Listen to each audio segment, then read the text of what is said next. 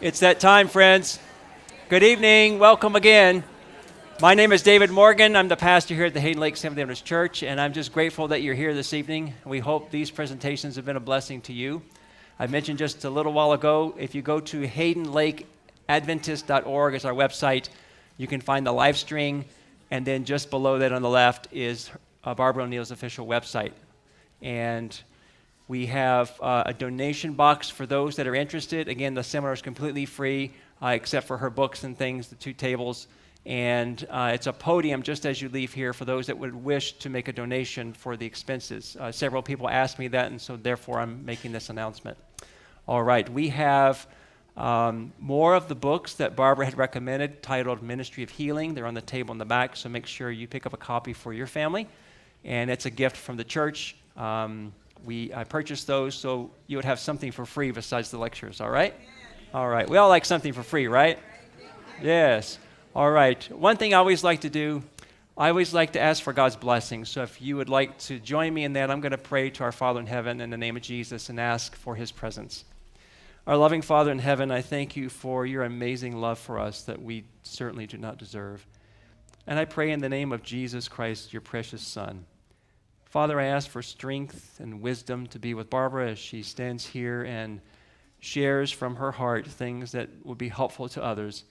And we pray, Lord, for your presence here. And may every family that's represented here be blessed. In Jesus' name is my prayer and have confidence in. Amen. Now, before Barbara comes up, a good friend of mine by the name of Scott Orser, you may know him. He was just up here. He's going to share a special number with us, special music, as he shares his gift that God has given him on the saxophone. Thank you, Scott.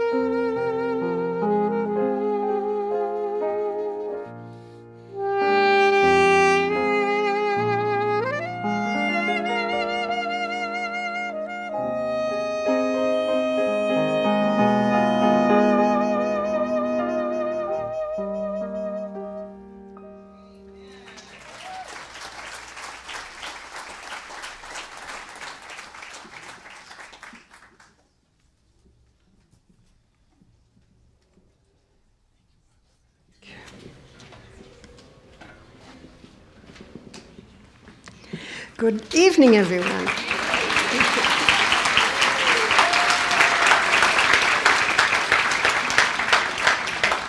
And when I get to heaven, I'm going to play like that.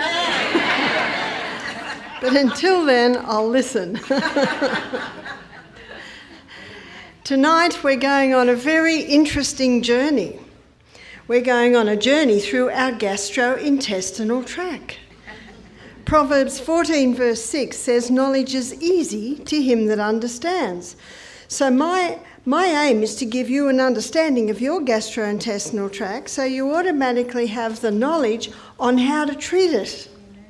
And there are many sick today through ignorance, not realising the importance of the gastrointestinal tract. It's a long journey. It's 10 metres long, I think in your language that's 10 yards, is that right? And anything that goes into the gastrointestinal tract, as I mentioned last night, is not part of you or me till it gets broken down to tiny little substances and then taken into the gastrointestinal tract. And then it becomes part, or out of the gastrointestinal tract into the blood. Then it becomes part of you and me. In Leviticus 17:11, the Bible says the life of the flesh is in the blood. So it's actually not part of you or me till it gets out of the gut and into the blood. And it's an amazing process, not often understood. So we're going to be starting with the mouth. And the mouth is actually the only part of the whole of the gastrointestinal tract that we have say over. We have say over 5 things. We have say over what goes in. Is it the best organic food prepared in a healthful manner, or is it just fast food, devitalised food? We have say over what goes in. We have say over how long it's in the mouth. Is it chew, chew, swallow, chew, chew, swallow, chew, chew, swallow, or is it chew, chew, chew, chew until it's broken down to a cream, then swallowed? Have you heard the old saying, we should chew our drinks and drink our foods? Meaning, and we say this to our guests, when they have juices, they're to have a mouthful and swish it a bit, chew it a bit, and then swallow it. And that'll warm it a little and let some of the enzymes in the mouth start to break down some of the sugars in there. And we should chew our food until it's almost a cream. My husband does everything fast. He drives very fast, and I don't mind because I like fast. Things happen with Michael, and he also eats a little bit too fast. And so at the mealtime, and I know he's got his mind on a whole lot of things and the food's going down fast, so I just touch his arm and smile. And he looks at me and goes, oh. And then he chews. And sometimes when he's finished his meal, he says, I won, first finished, I won. I said, no, you lost. That means you didn't chew it properly. Because there's no teeth in the stomach, have you noticed? So the only place we can effectively and efficiently chew is in the mouth. And there are 2 foods that begin their breakdown in the mouth.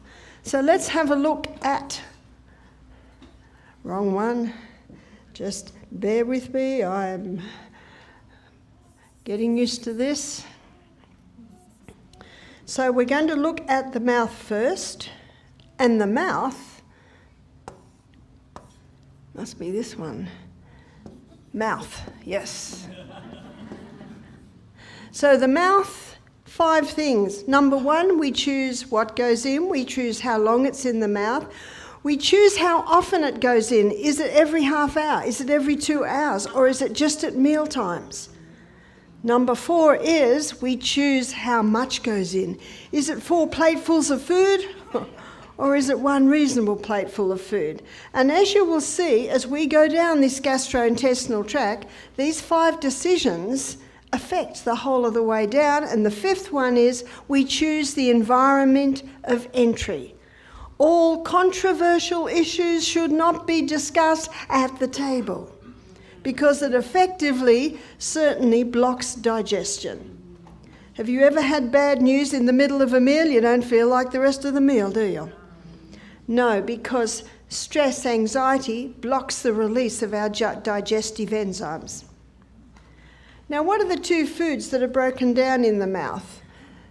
First of all, we'll look at the pH of the mouth, which is alkaline. And as you will see as we go down the gastrointestinal tract, the only part of the whole of the body is acid is the stomach. So the mouth environment is alkaline. Now we're going to have a look at the enzyme. There's actually two that are released in the mouth. And then we're going to have a look at the food.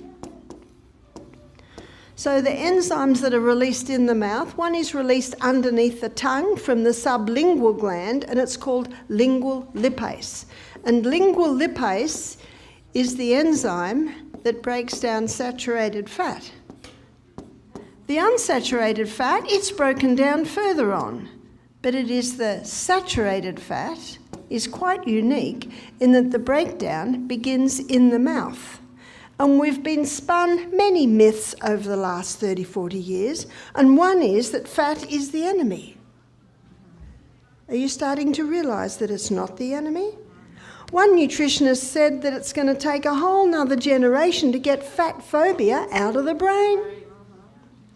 No, fat is actually an essential nutrient in the body, and the saturated fat is a remarkable fat because its breakdown begins in the mouth. So it's one of the easiest on digestion.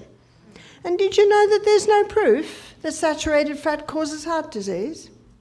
Just by the way. So let's define the saturated fat. Butter is a saturated fat, ghee is a saturated fat, shea butter, also palm oil, coconut oil, they're all saturated fats. And in some nuts, there's a part that's saturated fat. In macadamia, there's more saturated fat probably than some other nuts. But the saturated fat, again, is unique because the breakdown begins in the mouth under the action of lingual lipase. The other enzyme that is released in the mouth is a salivary amylase called ptyalin.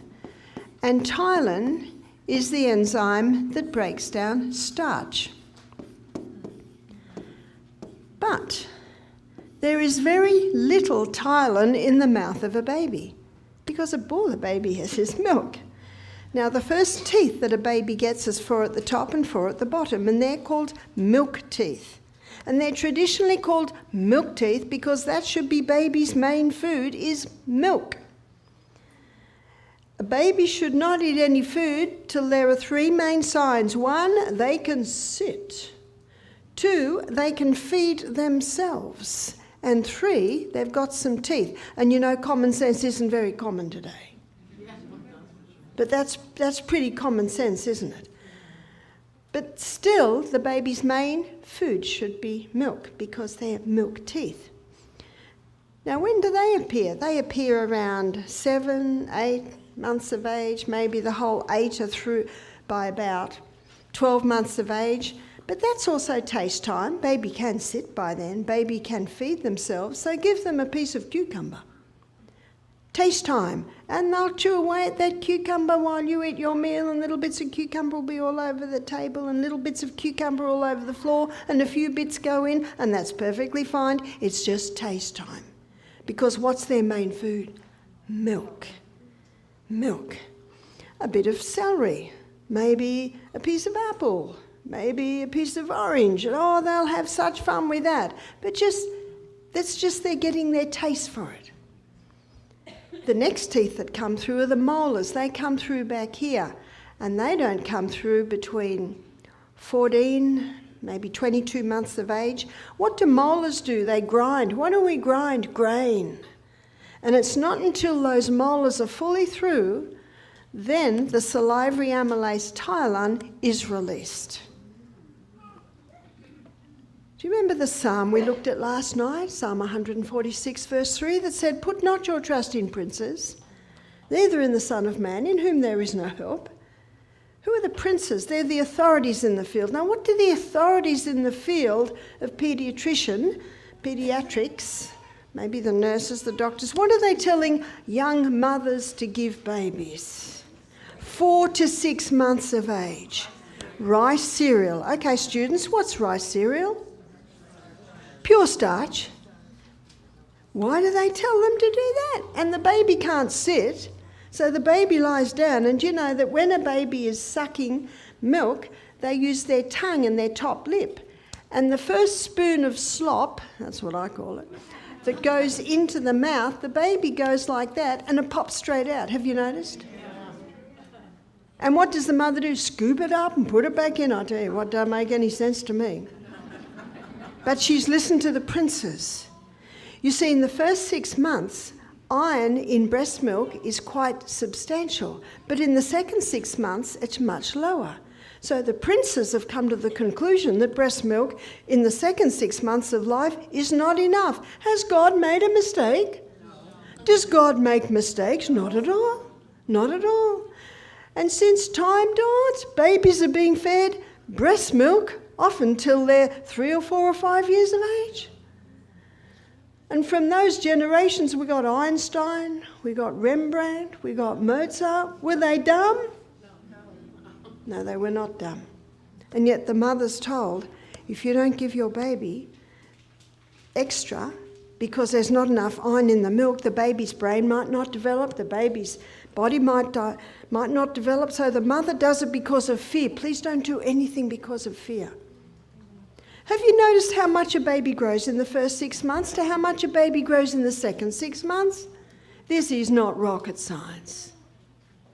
No, the baby's need for iron in the second 6 months isn't as much as the baby's need in the first 6 months. Now, I first heard this when I was only 23 with my first baby. A friend of mine, he was in charge of the malabsorption syndrome ward in Children's Hospital, biggest one in Australia. He said, this ward is full of babies who've been given starch too young. And so I didn't give my baby starch.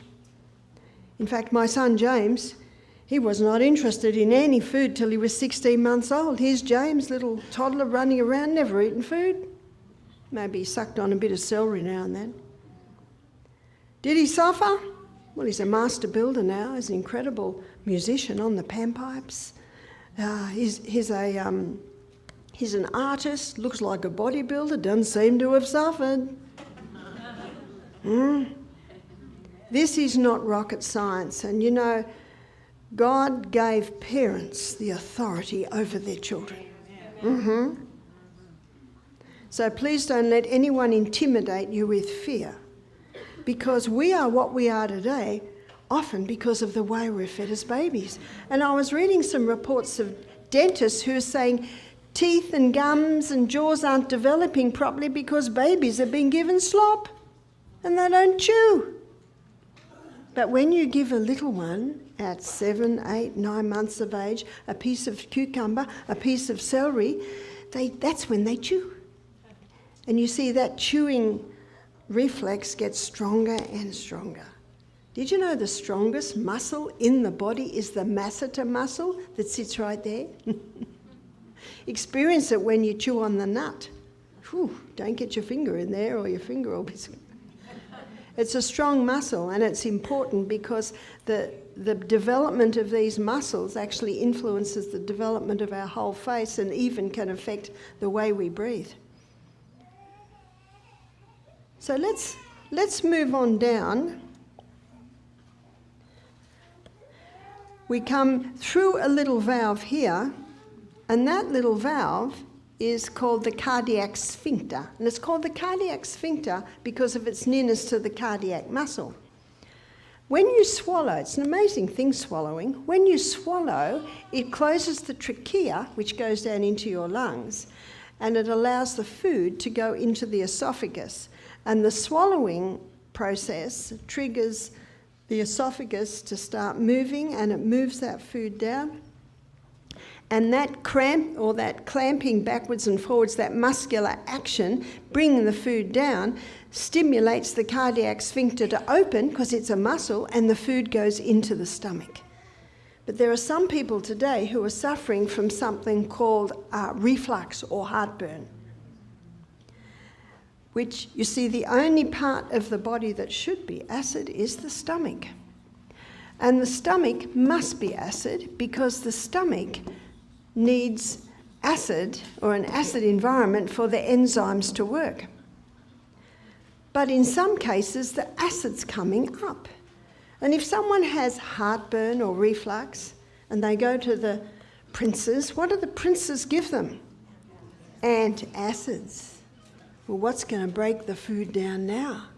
Do you know what that's like doing? The cows keep coming into my garden. So my husband shoots the cow. Stop shooting the cows, just shut the gate. Just shut the gate. Don't shoot the acid, shut the gate. Shut the gate. The problem's not the acid. If someone says, I've got a very acid stomach, I say, congratulations. You must be digesting your food very, very well, because that's what the stomach does. And it needs acid to be able to do that. No, the problem's the gate. What's happening with many people, you've heard the old saying, we should eat breakfast like a king, lunch like a queen, tea like a pauper, or supper you call it like a pauper. One lady said, what do paupers eat? I said, sometimes nothing. Many people in Australia, and I know also in the US today, they're eating breakfast like a pauper, lunch like a pauper, and the supper is the king and the queen together. And then they lie down in the easy chair and gravity, fall asleep, gravity pushes that food against that cardiac sphincter, and week after week, after month, after year or after year, it's weakening that cardiac sphincter. That's one reason. And it's a muscle, and when it's relaxed, it's closed. And when it tightens, it opens. So if someone's stressed out, what's that going to do? It's going to cause it to open. We've had many people come to our retreat with reflux or heartburn, and they go home without it. Because we serve breakfast like a king, lunch like a queen, and yes, it's pitiful what we give them at night. But they're not interested because they're well satisfied. And we give them magnesium, because remember, that's a muscle, and magnesium is a muscle relaxant. Now we're moving into the stomach. So I'm going to move on a little bit here because I want to draw the stomach for you. The stomach is lined with folds, and these folds look like this. And these folds are such that when we have a meal in our stomach, they're able to stretch out. But these folds are lined with glands. And 2/3 of these glands release mucus. And that's a thick mucosa lining to protect the stomach lining from what's released down here. And what's released from these parietal glands is hydrochloric acid, and also pepsinogen. And pepsinogen and hydrochloric acid unite, and the union of these two releases pepsin, and pepsin is the enzyme that breaks down protein. Hydrochloric acid, if one drop were to go in your skin, it would burn a hole in your skin. But God, in his wisdom and mercy, put in the lining of the stomach sodium bicarbonate. So if any hydrochloric acid happens to seep through, then the sodium bicarbonate neutralizes it. But that thick mucosa lining the stomach is 99% water. And so if someone is dehydrated, they can lose that thick mucosa lining. They can even lose the sodium bicarbonate that is in that mucosa lining. We have a book in our library at home called One of the Body's Many Cries for Water. It's by Dr. Batman Geheldage, we'll just call him Dr. B. And he's an Iranian doctor. And he claims that by the time he wrote his book, he'd cured 3,000 cases of stomach ulcer with water alone. Because the first thing it would do, give a glass of water, and it would thicken that mucosa lining. That's cheap medicine, isn't it? Yeah. Just water alone. We need water between meals to be able to replace those gastric enzymes. And we need to stop drinking water with the meal, because when we drink water with the meal, it dilutes the pepsinogen and the hydrochloric acid.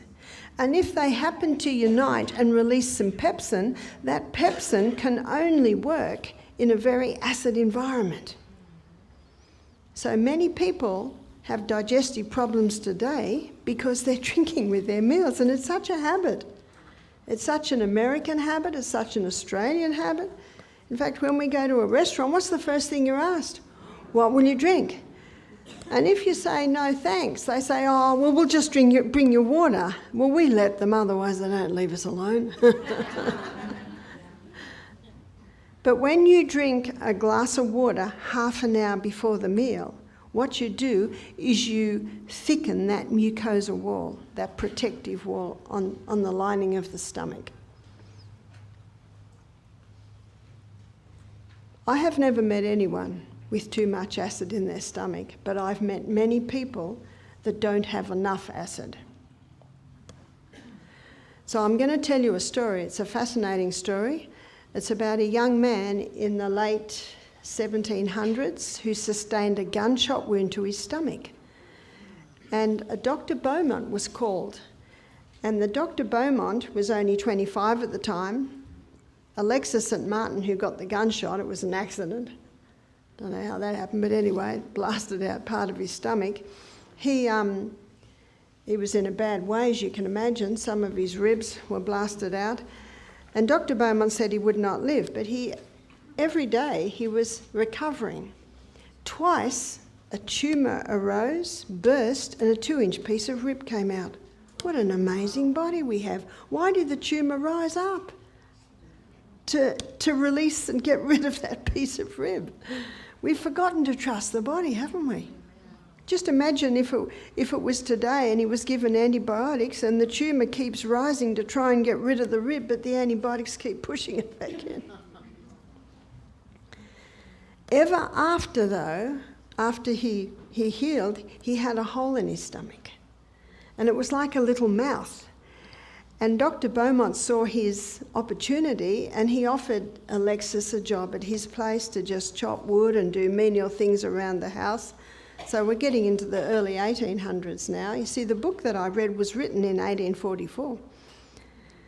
And so Dr. Beaumont meticulously documented his findings. He'd get a piece of silk thread, put a bit of food on it and put it in the hole, pull it out an hour later, put it back in the hole, pull it out an hour later. And what he found, that on a whole, digestion took 3.5 to 4 hours. Now, obviously, it's not going to take that long if the person just has a few slices of watermelon. This was with the 3 essential food groups. So the 3 essential food groups are fibre. What fibre does is it slowly releases the glucose.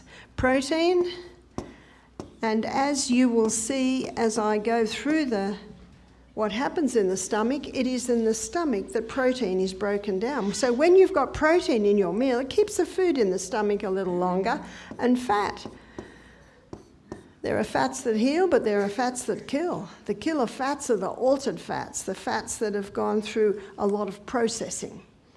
So the fats that have stood the test of time are coconut oil, olive oil, also fats in your nuts and your seeds. In fact, the heart disease really started around the Industrial Revolution, and that's when they developed high heat equipment and chemicals to get oils out of hard seeds. You see, traditionally, women could extract coconut oil in their kitchens. Olive oil, they had presses in their houses because they're the 2 oils that are extracted from the flesh of the plant. So when you go into the supermarket, when you see the cheapest oils in clear plastic bottles, what's that? Soy oil, canola oil, peanut oil, safflower oil, don't touch them. They are the ones that are very detrimental to the human body. Your body almost doesn't recognise them.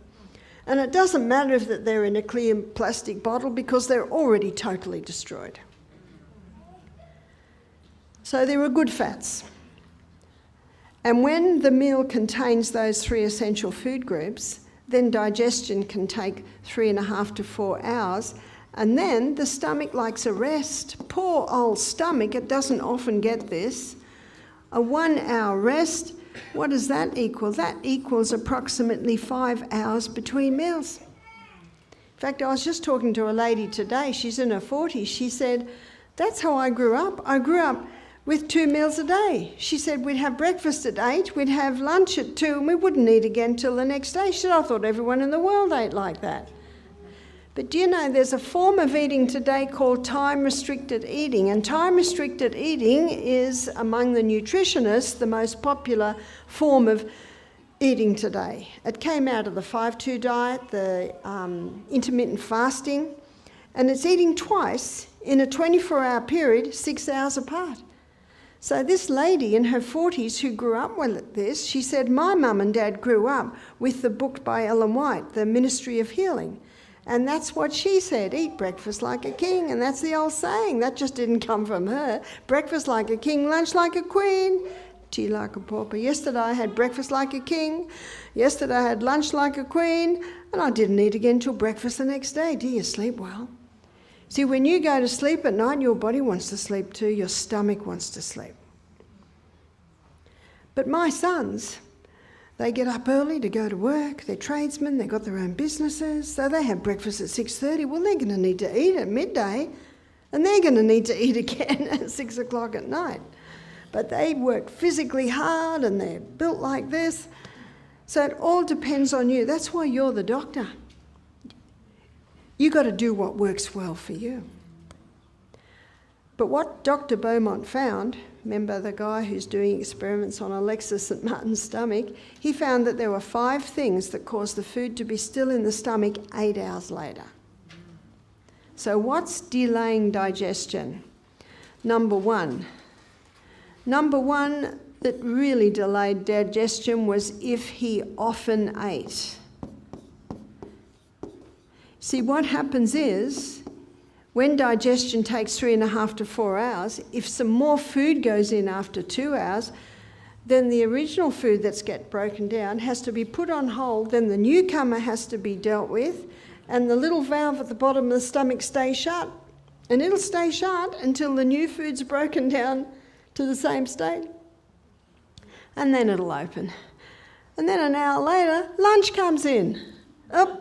Pyloric sphincter shuts the shop because something's just come in, not broken down.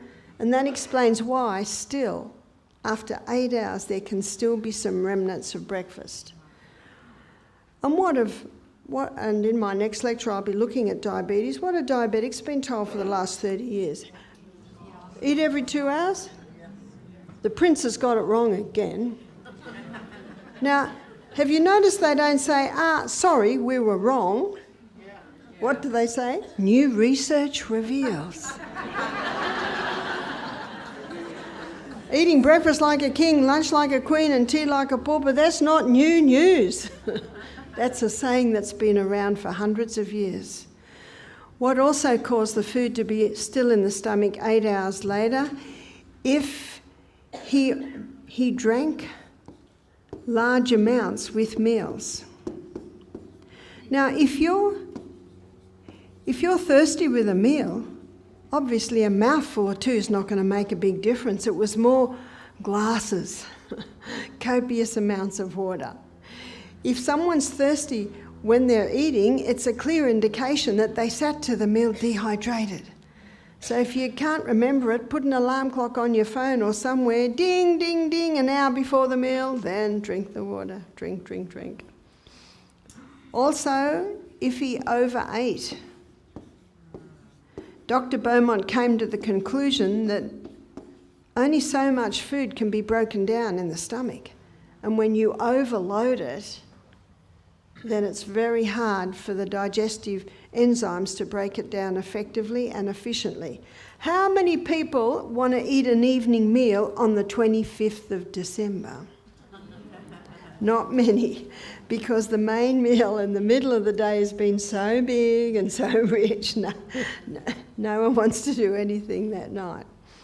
Number 4, if he was stressed, if he was anxious, that really slowed digestion down. And number 5, if he drank alcohol with the meal. And what Dr. Beaumont found, that the only time that Alexis St. Martin really got annoyed with Dr. Beaumont going in and out of his stomach was if he'd had alcohol the night before. And how many people today can just about tick all of those? And then they go and say they've got a very upset stomach, and then they're given antacids. What's going to break the food down now? So let's go back to the stomach. This is, at the end of the stomach is the pyloric sphincter. And that little pyloric sphincter is open when we wake up in the morning. That's why when you wake up in the morning, the best thing is water. When you drink water, it goes straight through and is used quickly by the body. It's the most dehydrated time of the whole day. And when you drink, ideally at least 2, maybe even 3 glasses of water before breakfast, you've got a nice thick mucosa on your stomach wall. You know you've got your digestive enzyme ready to go, and you can digest that meal very well. So going through the pyloric sphincter and into the stomach, and by the way, as soon as you smell food, sit down, pick up your knife and fork, say grace, then the digestive enzymes are released. And that's why our stomach doesn't get eaten, because they're only released at the table when we start to eat the food. So that acid stomach is very, very important. Why would someone have not enough acid? Because they're eating all day long, because they're drinking with their meals, because the largest meal's the end of the day, because they're stressed with their meals. So you can turn that around by starting to give the stomach a break. Poor old stomach. But the enzyme that breaks down protein, and that's the only food that is broken down in the stomach, is protein. The enzyme is pepsin. So how can you boost digestion? You can boost digestion, boost the release of your digestive enzymes by drinking about 1/3 of a cup of water with 1/3 of a teaspoon of cayenne pepper in it. Throw that down. That'll wake anything up in the stomach. And you can also drink the juice of a lemon just before the meal. Another way is to drink 1/3 of a cup of hot ginger tea just before the meal, and that will boost hydrochloric acid. The hydrochloric acid is important because hydrochloric acid doesn't just connect with pepsinogen to release pepsin. Hydrochloric acid is also antifungal, it's antibacterial. So it's also, and as you'll see when we look at our immune system on Friday night, it's one of the frontline defences in our immune system. So no, the acid is very important. What about children? Can they go the distance between the meals? Well, I just told you the story of this lady I met today in her 40s, and that's the only way she ever ate as a child. And when I was in Andalusia, the northern part of southern Spain last year, I stayed in a home with 5 children, 2-year-old, 4-year-old, 6-year-old, 8-year-old, and I think 10-year-old. Those 5 children eat 2 meals a day. They have breakfast at, I think, 8:39. Then they have another main meal 2 or 3 o'clock. Now, the little 2-year-old that you would think might struggle with that distance, he has his daytime nap in the middle of the day. So when he's waking up, he's given water and then ready for the meal. Do you know they were happy children? They weren't thin, they weren't overweight, they were great. And so all the signs show that what a great way to feed a child. Do you know that's the way I raised my children? I remember my children always used to eat a salad. That was the first thing we ate. You always give them the food that they're least likely to eat first, and they haven't eaten for a few hours, so they're hungry. Bread never went on the table until the end of the meal. Otherwise, they'll live on bread. You watch, children will live on pasta and bread if you let them. A lady said to me one day, My 2-year-old, she'll only eat porridge. What should I do? I said, get rid of the porridge. You'd be amazed what children will eat when they're hungry. You're always nice. You never make a fuss at the table. Because remember what fuss does at the table? Kills your digestive enzymes. So it certainly is possible. And I remember when I was a little girl, if I was hungry in the afternoon, I was always told, wait for tea. Or you'd say supper. Wait for supper. But my friend used to say to me, why do your children eat lettuce, salad? My children won't. And I said, it might have something to do with the chocolate you gave them half an hour ago. She said, oh, don't be so fussy, Barbara. Well, if I ever gave my children chocolate, it was usually a carob chocolate with low sugar, and it was a reward because they'd eaten all their vegetables. But I would never give it to them before a meal. It's not rocket science, is it? It's not rocket science at all. So let's move down our gut, out of the stomach, through the pyloric sphincter and into the duodenum, and a lot's happening in the duodenum. The duodenum is a very busy place because, as you will see from my illustration, there's the liver, and underneath the liver is the gallbladder. And the gallbladder is a reservoir for bile. It is the liver that makes the bile. And if you've had your gallbladder taken out, I'm so sorry to hear that. That's a terrible, terrible thing to lose your gallbladder. But what an amazing body we have is that when the gallbladder is taken, the body adapts and adjusts. And you can still digest food because it's the liver that makes the bile.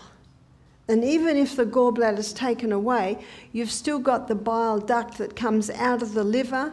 It connects with the neck of the pancreas and it releases into the duodenum. So let's have a look at liver. Now in the duodenum, where the liver releases bile, it's an alkaline environment. So we're back to alkaline now. So what the liver releases is bile, and bile emulsifies or breaks down to tiny particles unsaturated fats.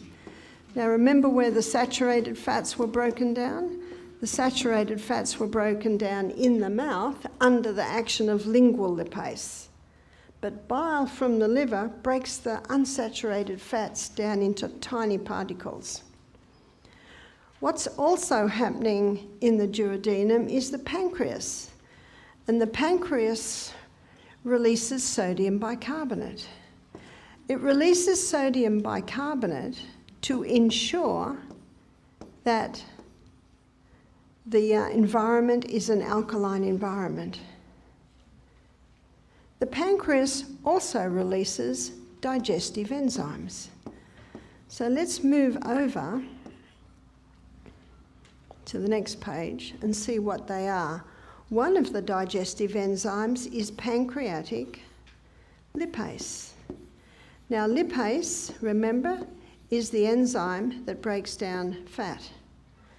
Bile breaks the unsaturated fats down to tiny particles, and then the pancreatic lipase further breaks it down, and then it can be absorbed out of the gut and into the blood.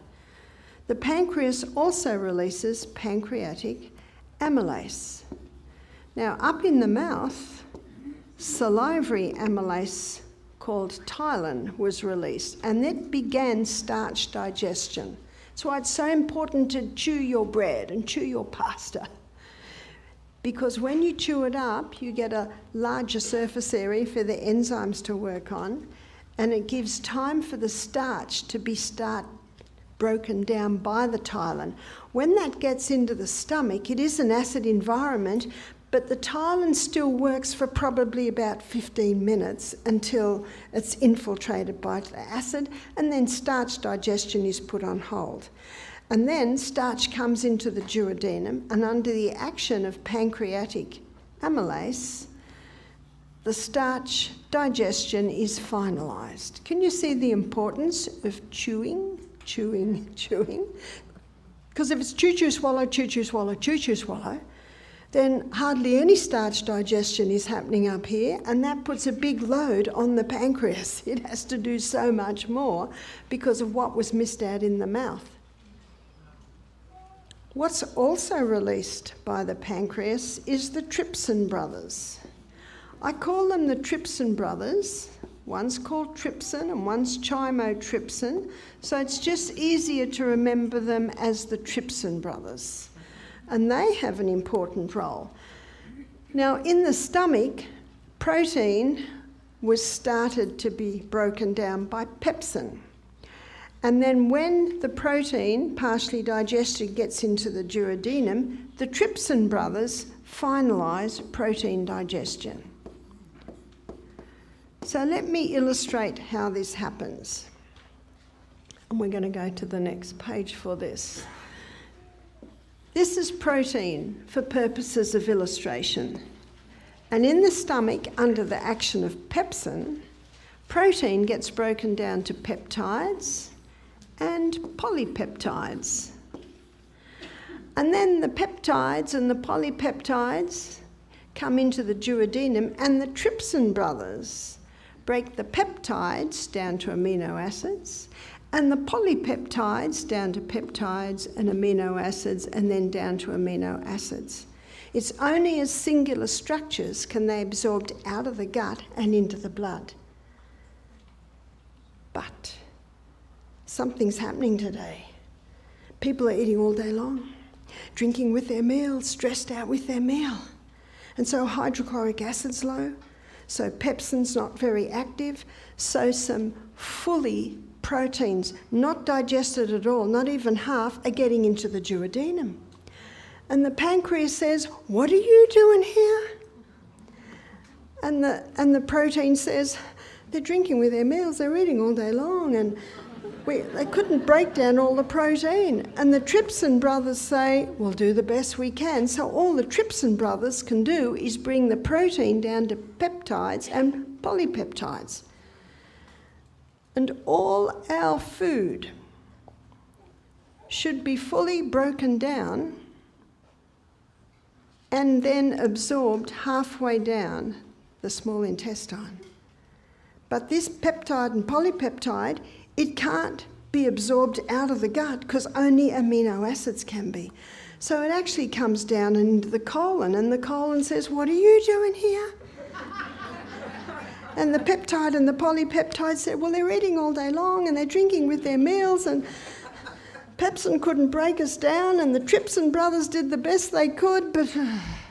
And so the colon says, "All right," and it has to produce a lot of bacteria, excess bacteria, to try and calm this down before it gets out of the gut, and that creates methane gas. Have you heard of methane gas?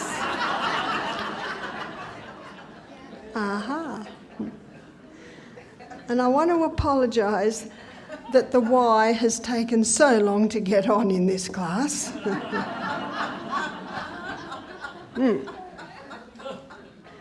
There's always a reason. Proverbs 26 verse 2 says, "The curse causeless shall not come." There's a reason. Do you remember what I said? Those 5 choices we make up in the mouth affect all the way down the gastrointestinal tract. And now we come to the grand finale of digestion. Now remember I said that all the nutrients are absorbed halfway down the small intestine. Let's look at how that happens. So the small intestine is lined with villi, and up the middle of the villi is a lacteal. And it's in that lacteal that the unsaturated fats are absorbed into. But all through, it's not a very bright red, but that is a red. All through is a capillary network. That's our blood. And remember, anything that goes into the gastrointestinal tract is not part of you or me until it gets broken down and then absorbed out of the gut. Then it becomes part of you or me. lining the gastrointestinal tract. Oh, I thought I got a green. Oops, back to the drawing board. So we want that to be green. Green. Lining the gastrointestinal tract is a thick turf wall, and that thick turf wall is made up of Lactobacillus acidophilus and bifidus bacterium. And you may remember from yesterday's class that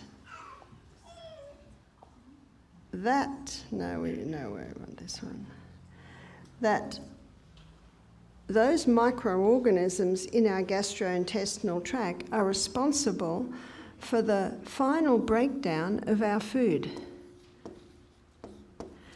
And then the question's asked, but don't all the enzymes we've just looked at, isn't that breaking our food down? It is. But these microorganisms, they cause a release of our B vitamins. They're our brain vitamins. You may have heard there's much study today on the connection between the gut and the brain. And the flora lining our gut plays a very important role in the release of our B vitamins that are vital for brain function. These microorganisms also are causing a release of melatonin, and melatonin is one of the hormones that's released at night, and it's responsible for renewing, fix and rejuvenation, it's called, in the nighttime season. What these microorganisms also cause a release of is glutathione, and glutathione is being hailed as the number one antioxidant, but you can't just take glutathione. It's actually something that's released by our gut flora. So the final breakdown happens under the action of this gut flora.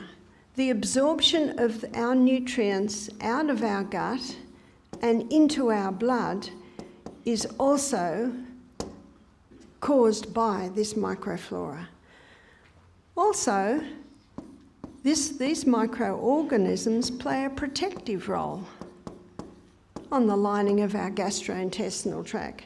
These microorganisms also play a very important role in the nourishment of the cells that line our gastrointestinal tract. So as you can see, these microorganisms, they are actually the grand finale of digestion. Unfortunately today, many people's gut flora is compromised. Well, what would compromise it? Antibiotics. Antibiotics, yes, they kill, but they kill the good and the bad alike. And so now, with these missing pieces, we've got a compromise in the final breakdown, thus the release of those important nutrients. We've got a compromise in the absorption into our blood. We've lost part of our protection, and those microorganisms are designed to protect the blood from any harmful pathogens that might be in the gut, and also the cells, especially the cells that are right near where the breakdown happens of those microorganisms, have lost their nourishment. Now, it's given a term today that's often used called leaky gut. You've heard of that term. Do you ever wonder what it is? Do you ever wonder what causes it? And that is one of the reasons. What also causes a breakdown of this gut flora is long-term painkiller use, and also statin drugs. They're your cholesterol-lowering medications. And in my book, Sustain Me, I have got a chapter on the heart where I show very clearly that cholesterol is not the cause of heart disease and fat's not the cause of heart disease. And there's a lot of question marks about the cholesterol-lowering medication today because the side effects are Alzheimer's, dementia, memory loss, muscle wasting. They've just added another one, breast cancer. Interested? That's something to be seriously addressed. So as you can see, this gut flora is very important. What happens if you've lost it? Can you rebuild it? You can. You can. You can rebuild it by including in your food program cultured foods like sauerkraut, yogurts, kefirs, misos. These are all cultured foods that help to replace that gut flora. But if someone's been on a course of antibiotics, they really should be taking a probiotic supplement early every morning for at least 2 months. So these microorganisms, as you can see, are a very important part of digestion. So now we move down and we're coming out of the small intestine. All that's left is insoluble fibre. But as you'll see as we get through here to the large intestine, it's a very, very important part of digestion. Now, as we get through the ileocecal valve, and this is the ileocecal valve just here, it's a one-way valve, making sure that nothing goes back that way. But what comes through here is mostly liquid. And one of the main functions of the large colon is to take water out so stools are formed. And if a person's dehydrated, often more water gets taken out than should be taken out. Then we're left with rabbit pellets and cement. And as you can imagine, it's not the best water you want going into your body. There are filter systems there. So hydration is vital for the proper functioning of the colon, and fibre. Fibre's important because what the fibre does is gently stimulates peristalsis, so the movement is happening regularly, and it also cleans out all the little corners and grooves that you will find in the colon. So fibre is also vital. Exercise is vital because every day when you exercise, you're causing movement or a lovely massage in the gastrointestinal tract. But one thing else is important, and that is position. So let me draw this person sitting on the throne doing their daily evacuation. And if you'll notice back, if we go back here, and I don't think you can see the red, but I've drawn in red, so I'll draw it. Oh, it's going to be in green now. There's a muscle there, and that muscle is called puborectalis, and that muscle is designed to hold the last part of our colon up. We're very glad of it because if you're in a traffic jam and you need to go, you can hold it. And if the plane's about to land, you can hold it. We're very, very glad for that. Very, very glad for puborectalis. But unfortunately, a lot of people use that because they're on the phone to a friend and they want to keep talking, or they want to watch something and they don't want to stop, or they're washing the car and they don't want to stop washing the car. If your body says go, you got to go. It's just like this. We should promptly answer nature's immediate call.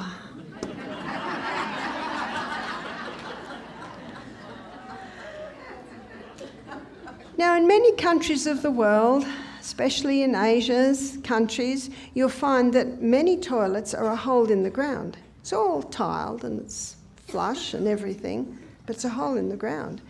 So a lot of people traditionally always squatted. Well, you can buy Squatty Potty from Bed Bath & Beyond, and it wraps around the toilet, and when the person sits on the throne and their knees are up like that, that causes puborectalis to relax. And when puborectalis relaxes, then the colon opens up and the contents pass with the greatest of ease. And it also takes all pressure off the anus. Now, if the person sitting on the throne hasn't been for a couple of days and they decide to put a little pressure there, all the pressure goes onto the anus. And of course that can cause hemorrhoids. So this person is a very happy person. See? because puborectalis opens every time they sit.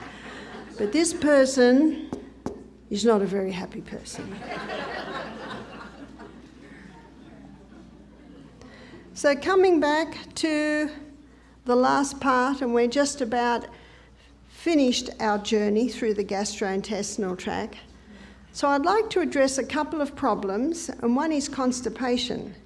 So if someone has constipation, and Dr. Kellogg, famous doctor who wrote many books on health, whole encyclopedias, he said 3 intakes of food a day should equal, got that? 3 evacuations a day. He said, you eat 3 times a day, go once a day, that's constipation. But a survey showed that the average American is going sometimes only 3 or 4 times a week. So then we need to address, are you eating enough fibre? Are you eating fruits and vegetables? They're great at cleaning out the gastrointestinal tract. Are you drinking adequate water? Exercising every day? Are you making sure you're not stressed? Because stress can certainly interfere with the whole of the gastrointestinal tract. But what if they're doing all of that and they're still not going? Well, our body is a creature of habit, and even our colon can be a creature of habit.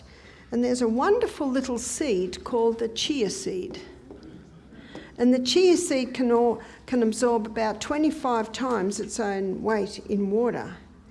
And you can get 1/3 of a cup of chia seed and put it with 3 cups of fluid. Now that can be just water, and it'll just taste like water then, or you could do coconut water, or you could do organic soy milk, or you could do a juice, and you shake it in a jar. And you shake it for about 5 minutes and you get a soft gel. And if you take 1/2 cup of that every meal, I can assure you, you'll get action. But the good news is it won't be violent. On Jacqueline's website, which is OK Be Healthy, because Jacqueline, my PA, has a health food shop, and they sell colon tea.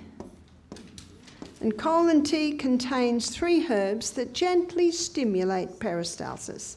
And in my book, Sustain Me, there is the recipe for colon tea also. What about if it's the other end of the scale, and that is irritable bowel, Crohn's disease, colitis, gastritis, ulcerative colitis? Now, how many people have been told there is no cure? But if you remember, I was talking about the new cells yesterday, and new cells are remade in the gut every 3 to 5 days. Do you know what that means? We should be able to conquer something like this quite quickly. And there are 5 common allergens that can be very irritating to inflamed gut. One is dairy. Cow's milk's excellent milk for baby calves. People say, what milk do you drink, Barbara? I say, I'm weaned, I eat food. Wheat. Wheat was hybridised in the 1950s, and in that hybridisation process it created a very complex protein structure that is very difficult for the gut to break down. And if someone has an inflamed gut, the wheat can be quite irritating to it. Oats, or you call it oatmeal. Oatmeal is high in something called lectins. And lectins, if they get into the blood, they can increase the inflammation. My sons have oats for breakfast every day and they love them, but they don't have any health problems. But if someone has an inflamed or irritated colon, the oats must stop. Peanuts are commonly contaminated with mold, so that also must stop, whereas all your other nuts should be fine, and refined sugar acts like kerosene to a fire on any inflammation. So those foods must stop, and there is a herb called slippery elm. Slippery elm is the powdered bark of the slippery elm tree. And slippery elm coats, soothes and heals the lining of the gut. You can put a teaspoon in 1/2 cup of hot water, it'll go thick. You drink that down, it coats, soothes and heals the lining of the gut. So we had a lady that heard this lecture when I was in New Zealand a few years ago on Tuesday night, and she'd had irritable bowels for 30 years. She was on anti-inflammatories and she was on prednisone, which is cortisone. She said, I didn't. She said, that's what I eat. That's my food. So she decided to give it a try. You got nothing to lose. She's been suffering for 30 years. 48 hours later, she came to me. So this is Thursday night. She came to me and she said, I did exactly what you did, what you told me to do. She said, I stopped these foods. She said, I bought slippery elm. She said, I took it 4 times a day. She said, all the bleeding has stopped from my colon. She said, it's not cramping anymore.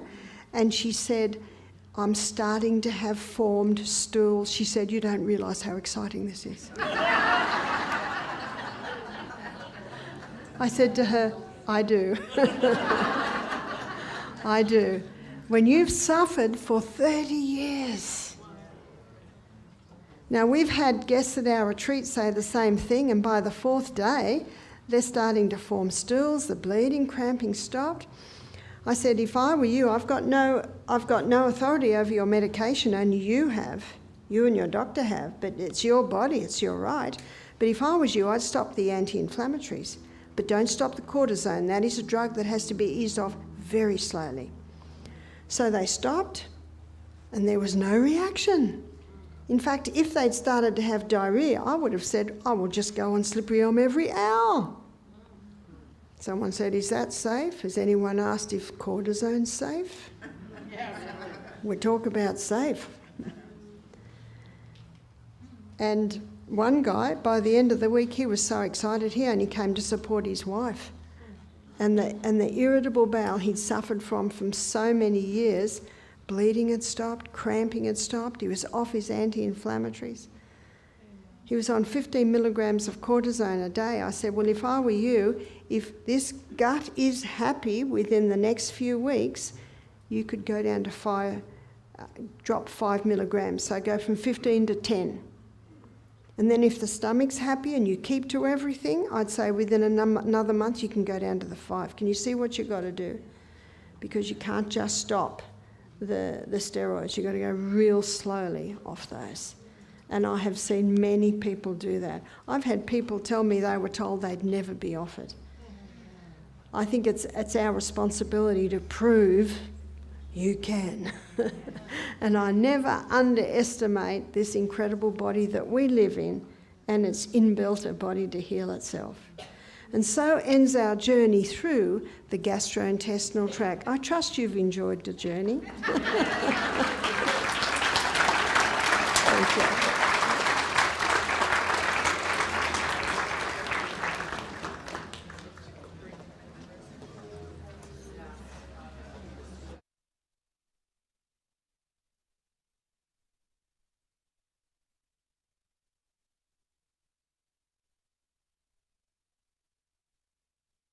So, friends, we have a few additional copies of the book that Barbara recommended last night titled Ministry of Healing on the table. There's an additional book called Keys to Happiness. You're welcome to take a copy. We also have some cards on one of the tables there. I'll be standing next to it in just a moment. If you have questions for the question and answer period later this evening after the second presentation, just little index cards. There's a little black basket. And also there's a survey sheet. If you please take the time sometime while you're here this week to fill out the survey and let us know what you might be interested in the future.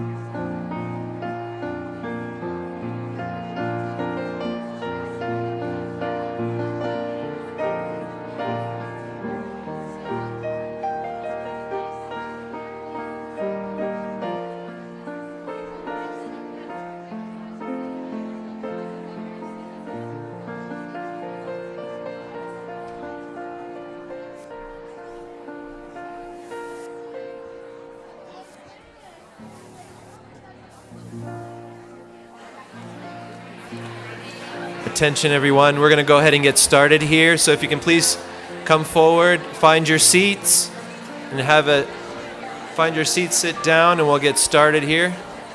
Go ahead and get seated. Thank you.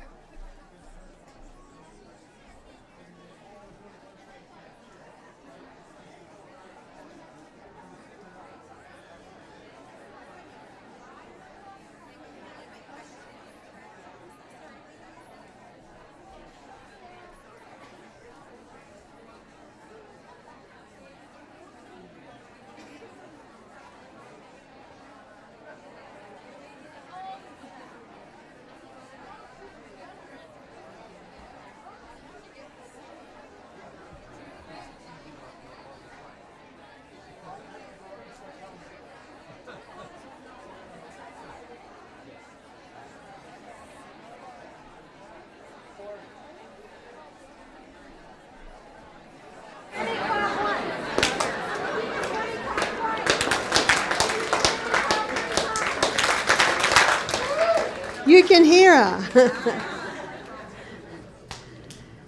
So tonight, our second class, we're going to look at what happens once the nutrients get into the blood.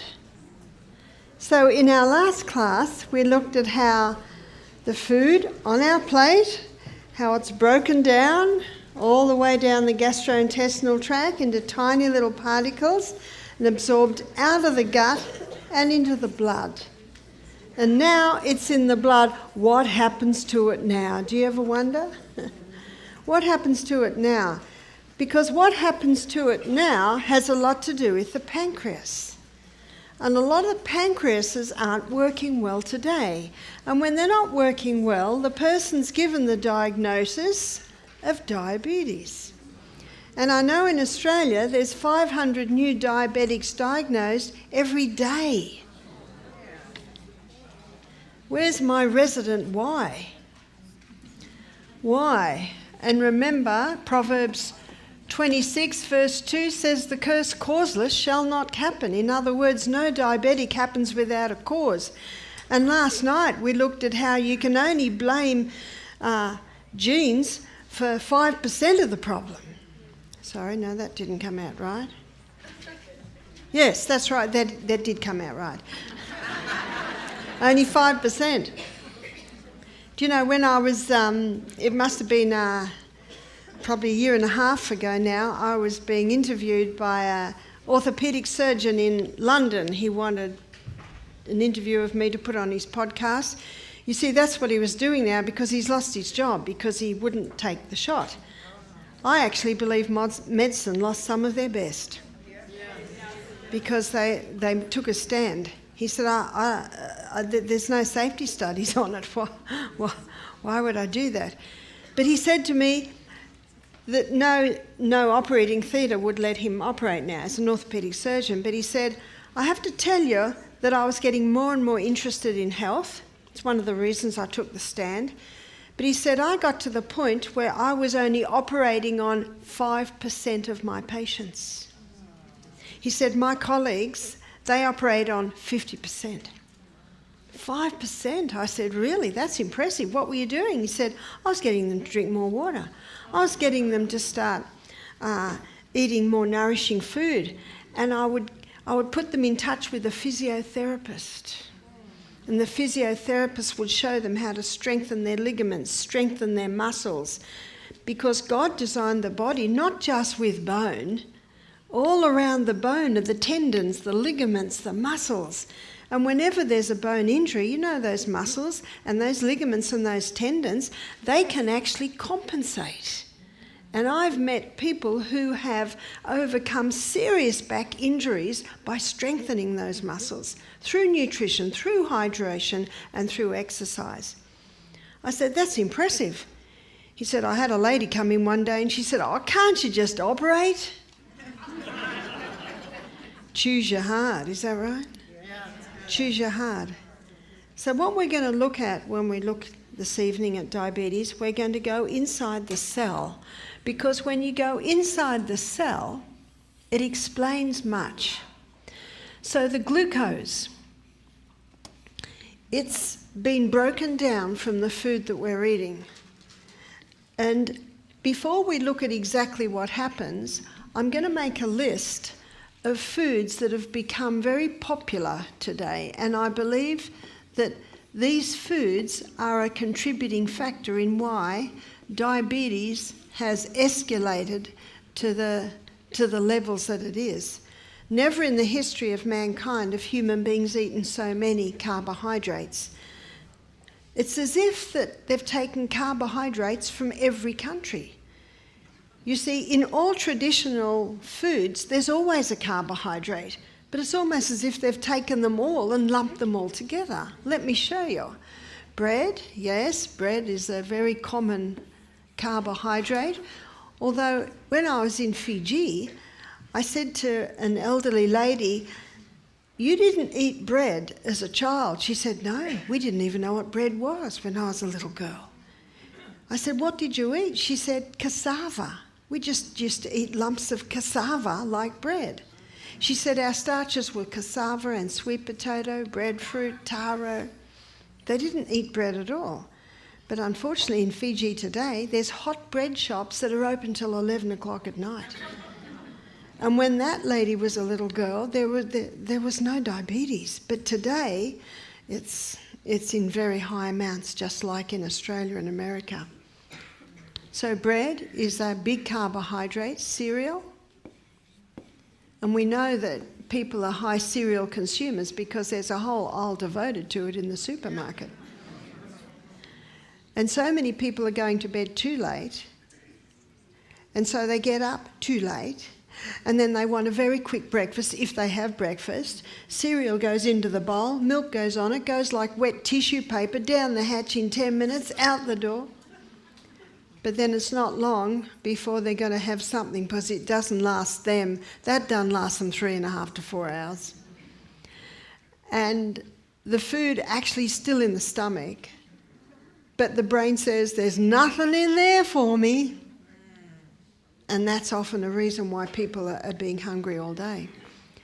And so, I don't know where that came from.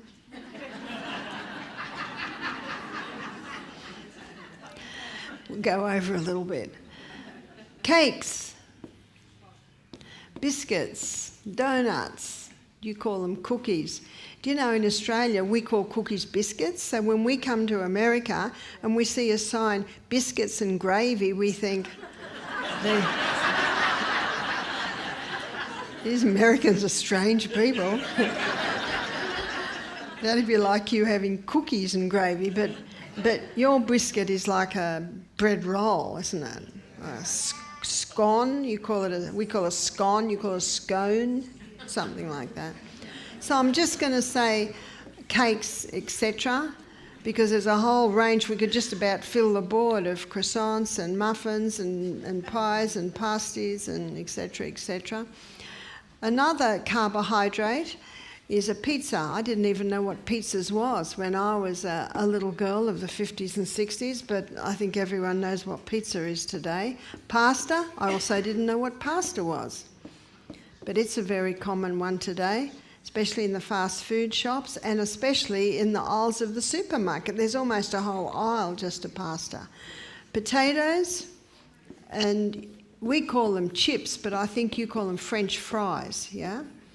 And then last and certainly least in nutritive value is the pure crystallised acid that's extracted from the sugarcane plant. There is another carb, which is rice, which is also a popular carbohydrate. So you see what I'm saying, that the carbohydrates from all the different countries seems to be lumped together, and so many people today are eating this high carbohydrate diet. And there's nothing wrong with carbohydrates. Carbohydrates aren't bad. It's only when they're overdone and refined. And I don't think anyone chose to eat this way. It's just there, it's just quick, it's just fast.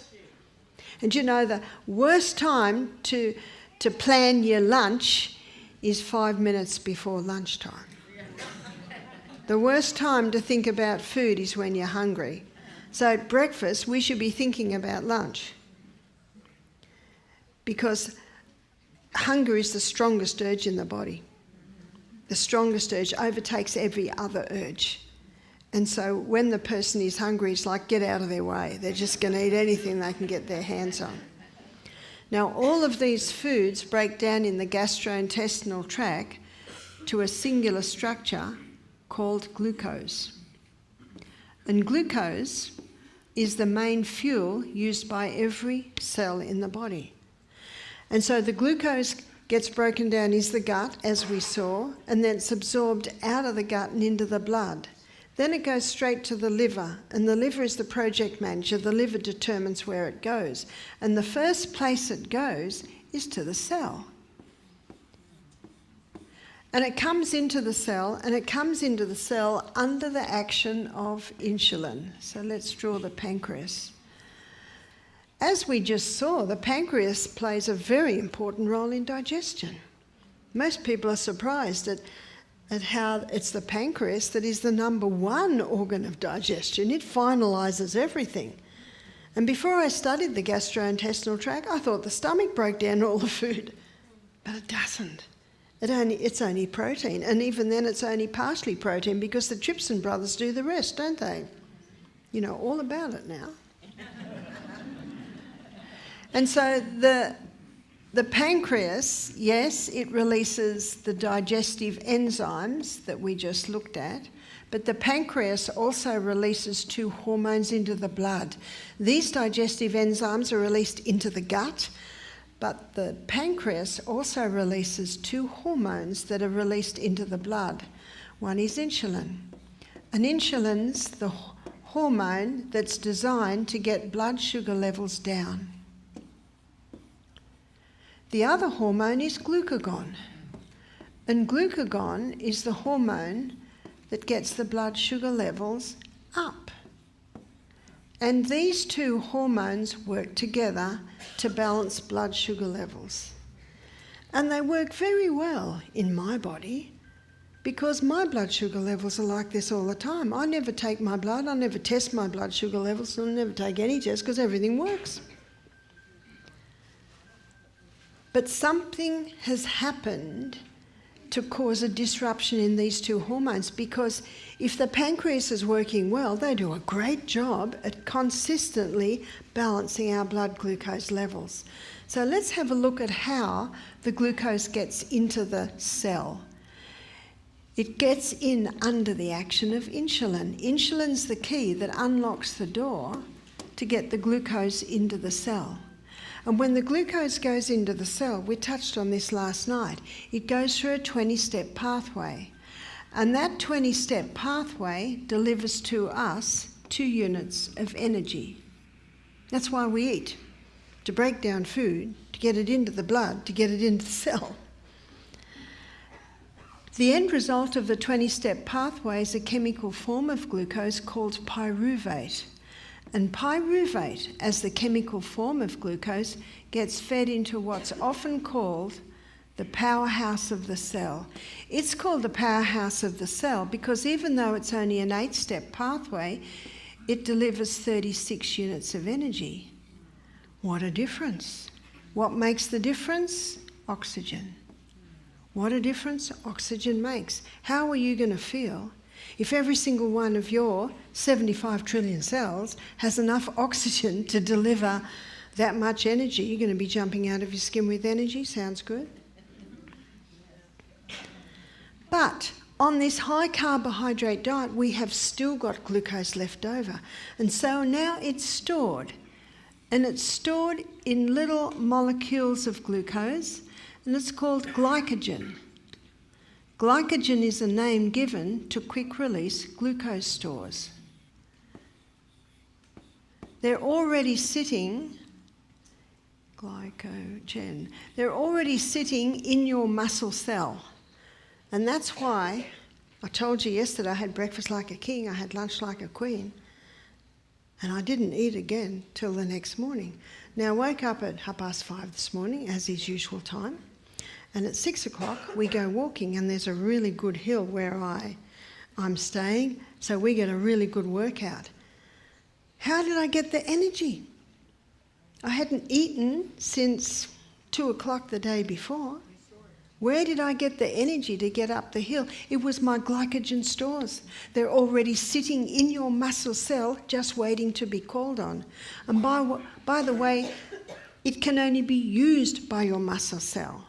But the good news is your liver has a little bit of glycogen too, and that can be sent everywhere.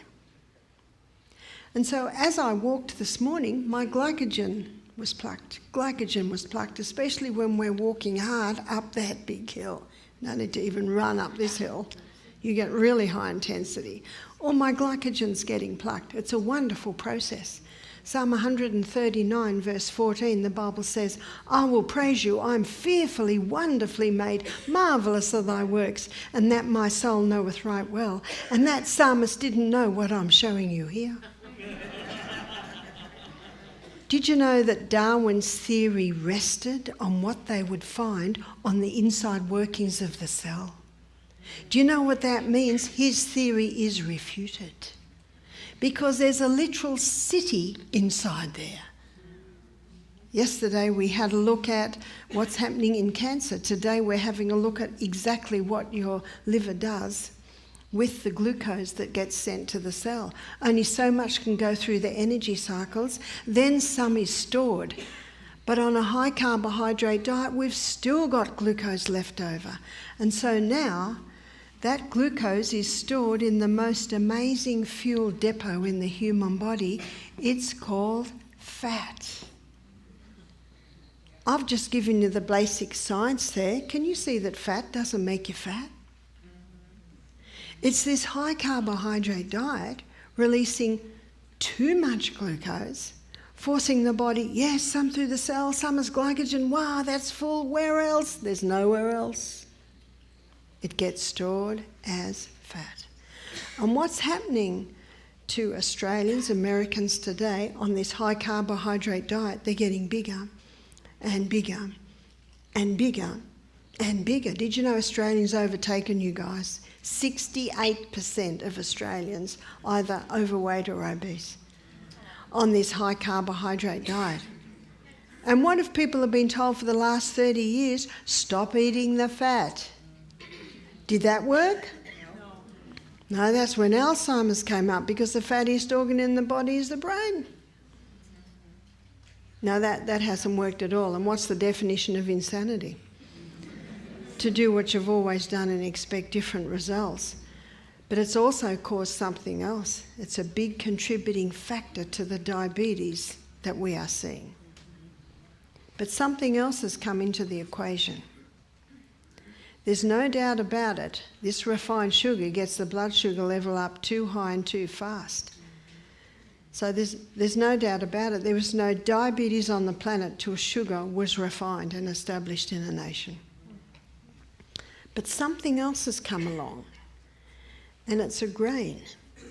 And it's the grain that you'll find in bread, majority of breads, cereals, the majority of all the cakes, the donuts, etc., biscuits, cookies, etc., pizza, pasta. It's the grain that is made out of, or the grain that is used to make these very common popular foods, and that is wheat. So what happened to the wheat? The wheat was hybridised. It was hybridised in the 1950s. There's a very interesting book. There's a few books that talk about it, but one, probably the most famous, is Wheat Belly by Dr. William Davis. And he gives the story of what happened to the wheat. In the 1950s, it went through intensive crossbreeding under a Dr. Bulag and his team in Mexico. And they wanted to produce a plant with a high yield of grain to help with the starvation crisis in India, in Mexico. And so they put the wheat through intensive crossbreeding. Now, at first, they produced a wheat with a high yield of grain, but because it grew that high, before the grain could be harvested, the stalk broke. So they went back to the drawing board, and now you'll notice any wheat that's grown, it only grows 2 foot high and it has a thick stem because it now produces 6 to 8 times more grain per plant. So a Nobel Prize was given to Dr. Norman Bourlag in 1976. Look at the time frame. By the end of the 1970s, that wheat's going worldwide. And the farmers loved it. They're getting 6 to 8 times more grain per acre. That's 6 to 8 times more money. They've got to pay their bills. So you look at the timeline. By the 1990s,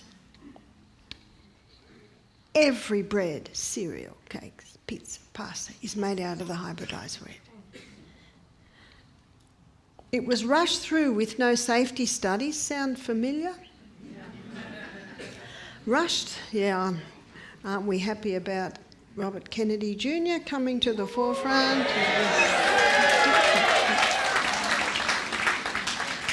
I hear he's even going to get fluoride out of your water. That's pretty good. Don't know how they ever got it in.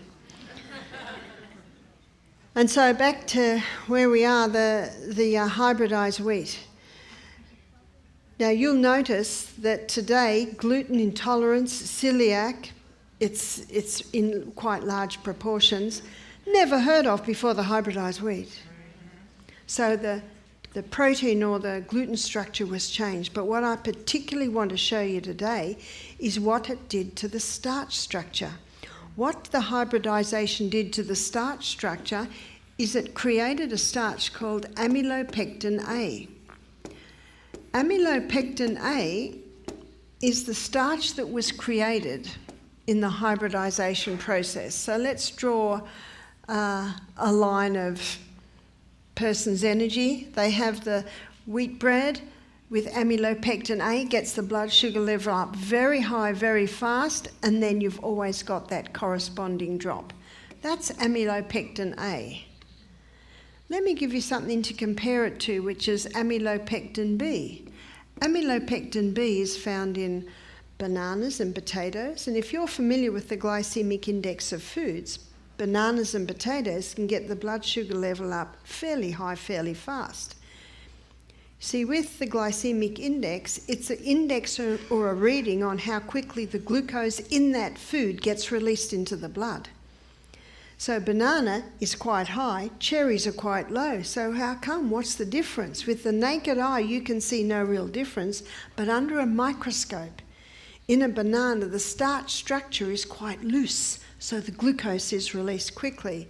But in the cherry, the starch structure is tight, so it slowly releases the glucose. Now, for the diabetic whose pancreas isn't working as well as it should, that can make a huge difference just going to low glycemic foods. So let's see where amylopectin B, which is in bananas and potatoes, where does that sit on the blood sugar chart?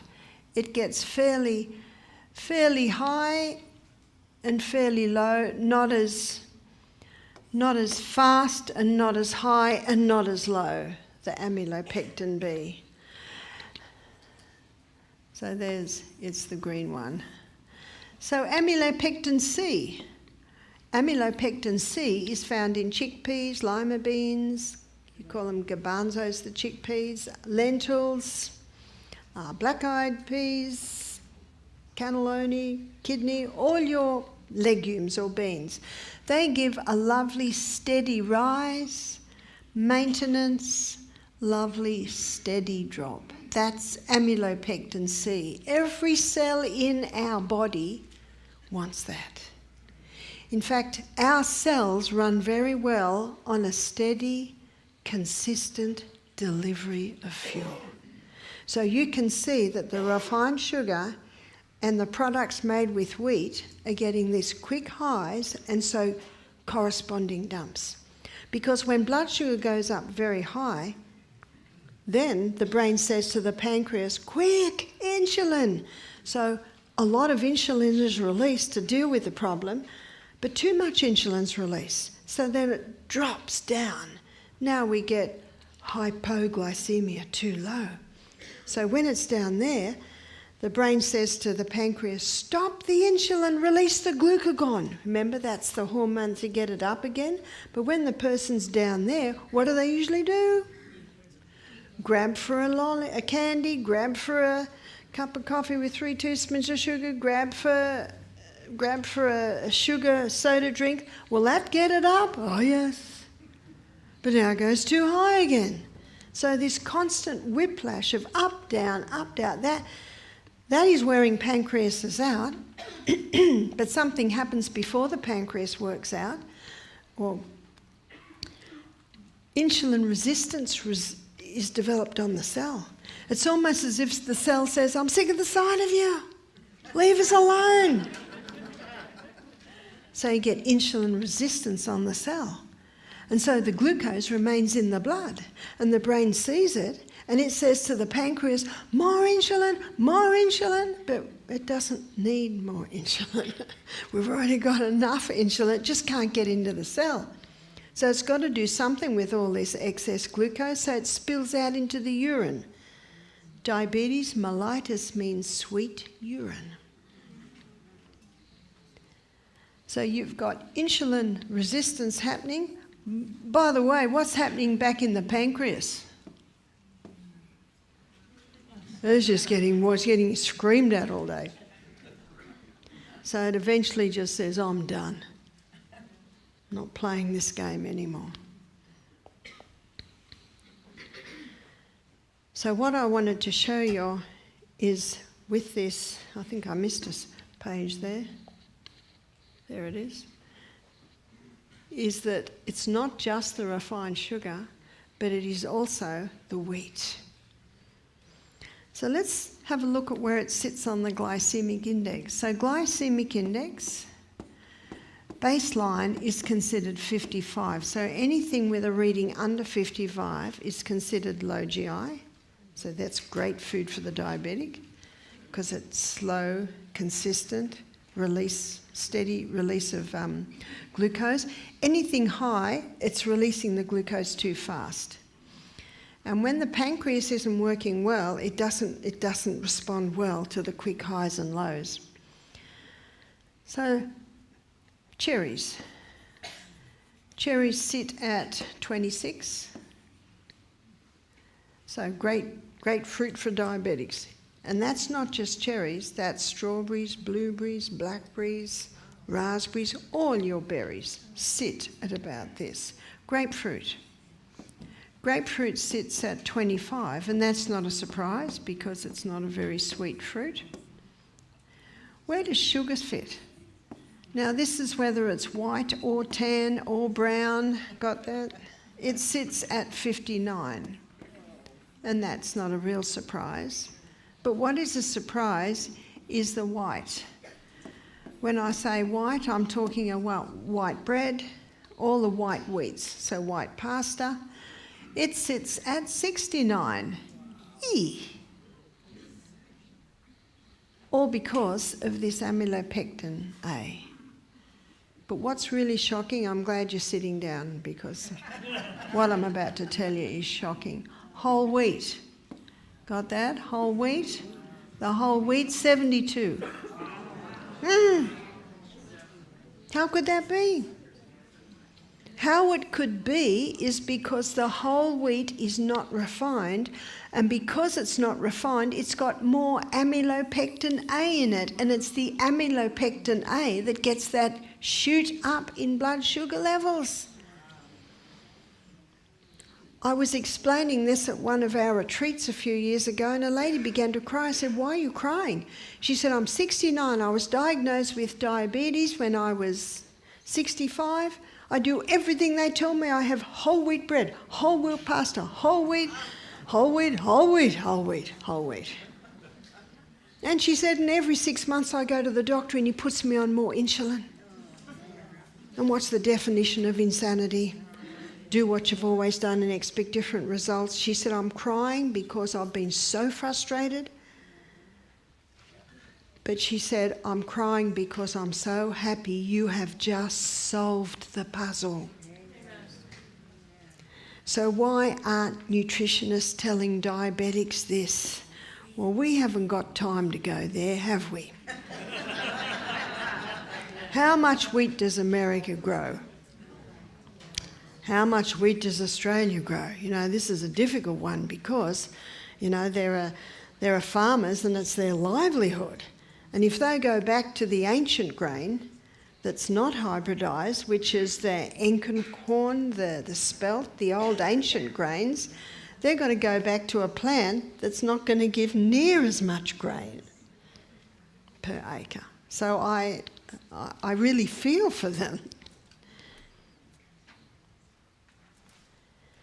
So how can we conquer diabetes? I'm going to take you through the Sustain Me principles. And in the Sustain Me principles, the first S is sunshine. The ultraviolet rays from the sun, UVB rays particularly, hit the skin and they convert a form of cholesterol just under the skin. Got that? We need our cholesterol because it's converted to vitamin D. And vitamin D is essential for the proper functioning of every single organ, and the pancreas is no different. So we need the sunshine, we need it every day. If you put sunscreen on your skin, you will get no UVB rays, which means it'll reduce your body's ability to make the vitamin D. Now, regarding exposure to sunshine, this is where you've got to waken up your common sense. Got that? When I go on holidays, it does happen sometimes, and I lie out in the sun, I don't put sunscreen on. I take this thing on my wrist that's called Watch. 15 minutes front, 15 minutes back under the umbrella. And I don't get burnt. If I had dark skin, I could probably go half an hour front, half an hour back and under the umbrella. That's why you're the doctor. You know how much sunshine your body needs, and our body needs sunshine. Traditionally, people were working outside all through the winter, getting bits of sun. Then the spring comes, getting a bit more sun. So by the middle of summer, they had a tan. And they had a UVB tan, and a UVB tan is a lasting tan. Have you seen how long the names are on the sunscreen packet? And do you know that since sunscreen's been used, skin cancer has not reduced? And what's the definition of insanity? To do what you've always done, expect different results. Do you know what they're finding now? That vitamin D deficiency is contributing to skin cancer. Because we need that sun. Use of water. We need to be drinking at least 8 glasses of water a day. Insulin and glucagon, the 2 hormones that are used to balance your blood sugar levels, they're made up mostly of water. And if you're dehydrated, your pancreas is not going to be able to make the water that it needs to make to produce those hormones. We need to be having 8-ounce glasses a day. If you're not having that much water, start to increase it. And the best way is little by little by little by little. This is what I do. I wake up in the morning, I have half a glass of water. I go to the bathroom, I have half a glass of water. I pray, I have another half glass of water. I get dressed, I have another half a glass of water. See what I'm doing? You spread it out. Now I don't know. That's a plant, yes. Sorry, I thought it might be plastic. Now, if that plant was drooping, we'd know it'd be dry. And if we put 16 ounces of water in, it'd be all over the carpet, isn't that true? But if it's bone dry and I put a little bit in, a few minutes later another little bit, a few minutes later another little bit, within maybe 15 minutes I can get 16 ounces in there and it hasn't all run out the bottom.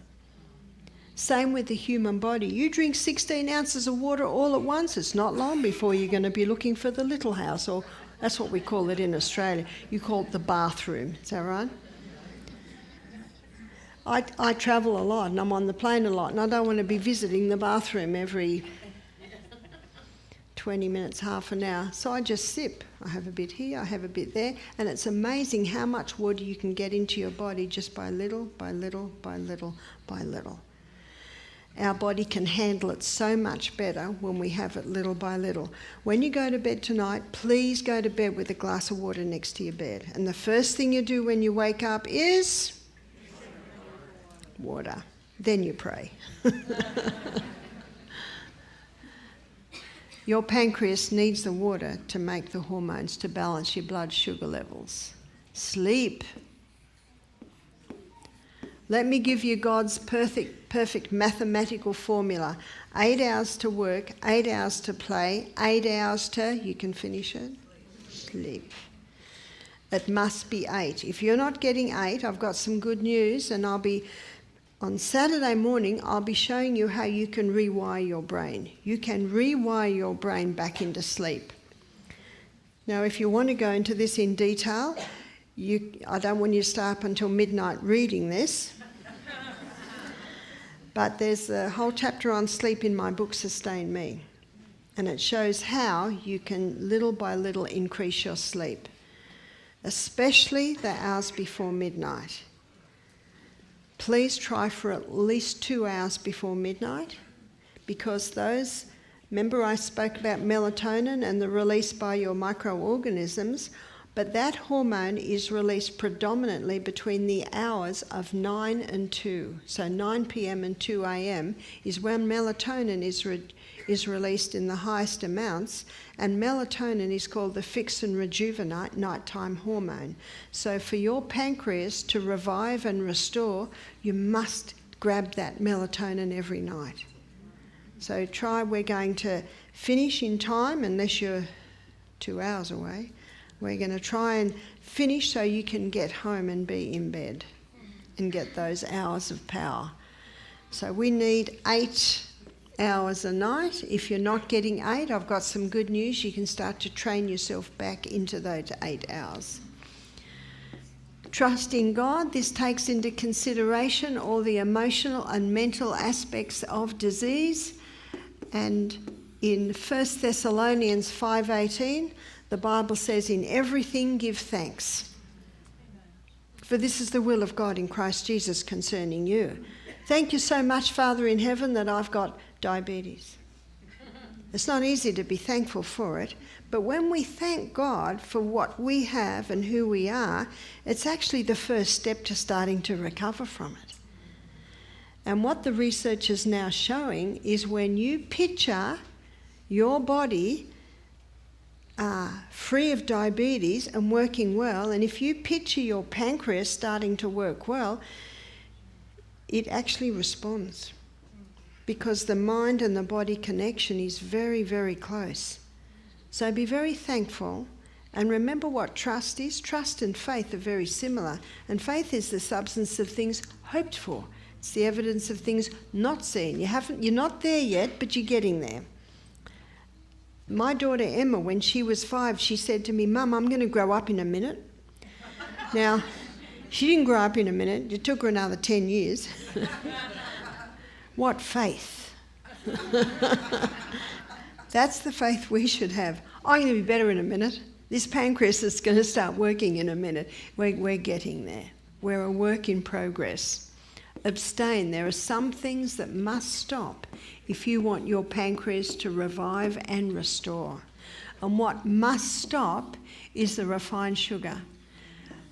When someone has diabetes, until their pancreas is working well, they can't even handle honey or maple syrup, even the concentrated sugars, because the pancreas is not working well. So the refined sugar must stop, and wheat. And I've showed you the reasons why. But you can get some very nice breads today made out of spelt. Spelt is probably more common than the Enkenhorn or the Emmer, E-M-M-E-R. That's another of the ancient grains. When you see ancient grains, it's usually the unhybridized. Or you can also Google Simple Needs, the sourdough gluten-free bread. It's a very nice bread. And a lot of Whole Foods, I think they've even got a contract with Target now. So just have a look around for the... And that bread will keep in your fridge for 6 weeks. And when you put it in the toaster, it lightens up. Even after 5 weeks, it lightens up. So there are some things that must stop if you want to conquer diabetes. And what you have to abstain from is caffeine. So why caffeine? Yes.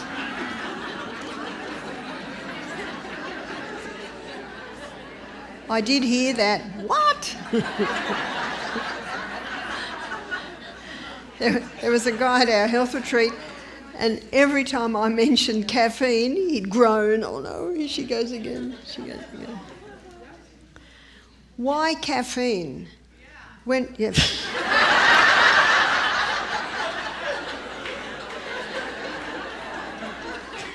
You better have a good reason for saying this.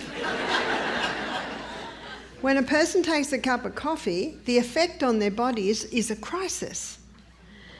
And with the crisis, you've got a disruption of your neurotransmitters in the brain. And in a crisis, you need energy and you need it quickly. So in a crisis, you get a release of insulin to get more glucose into the blood because you're about to, into the cell, because you're about to do the run or the climb or the fight of your life. But there's no crisis. And so very quickly, the pancreas has to keep adjusting. So you put coffee on top of all of these, you've got a double whammy effect of just wearing that pancreas out. There's a book called Caffeine Blues. It's by, I think his name's Kachansky, and his subtitle is Wake Up to One of America's Hidden Drugs. Drugs meaning it's highly addictive. And people say to me, drink coffee. I say, no, I just watch the people suffer. Day one, Misty Mountain Health Retreat. They're miserable. Because that caffeine, it causes a disruption in the neurotransmitters. And when you're constantly taking coffee, and this disruption's constantly taking place, when the coffee stops, then the blood increases to the brain and you get these terrible headaches. That's why if you're a coffee drinker, please don't stop. Ease off it. Or you won't be able to come tomorrow night. You'll be suffering so much. And so that's what it does. It has effect on the pancreas. What also must be abstained is the high glycemic index foods. It's not hard to get a glycemic index chart and concentrate on those. Inhale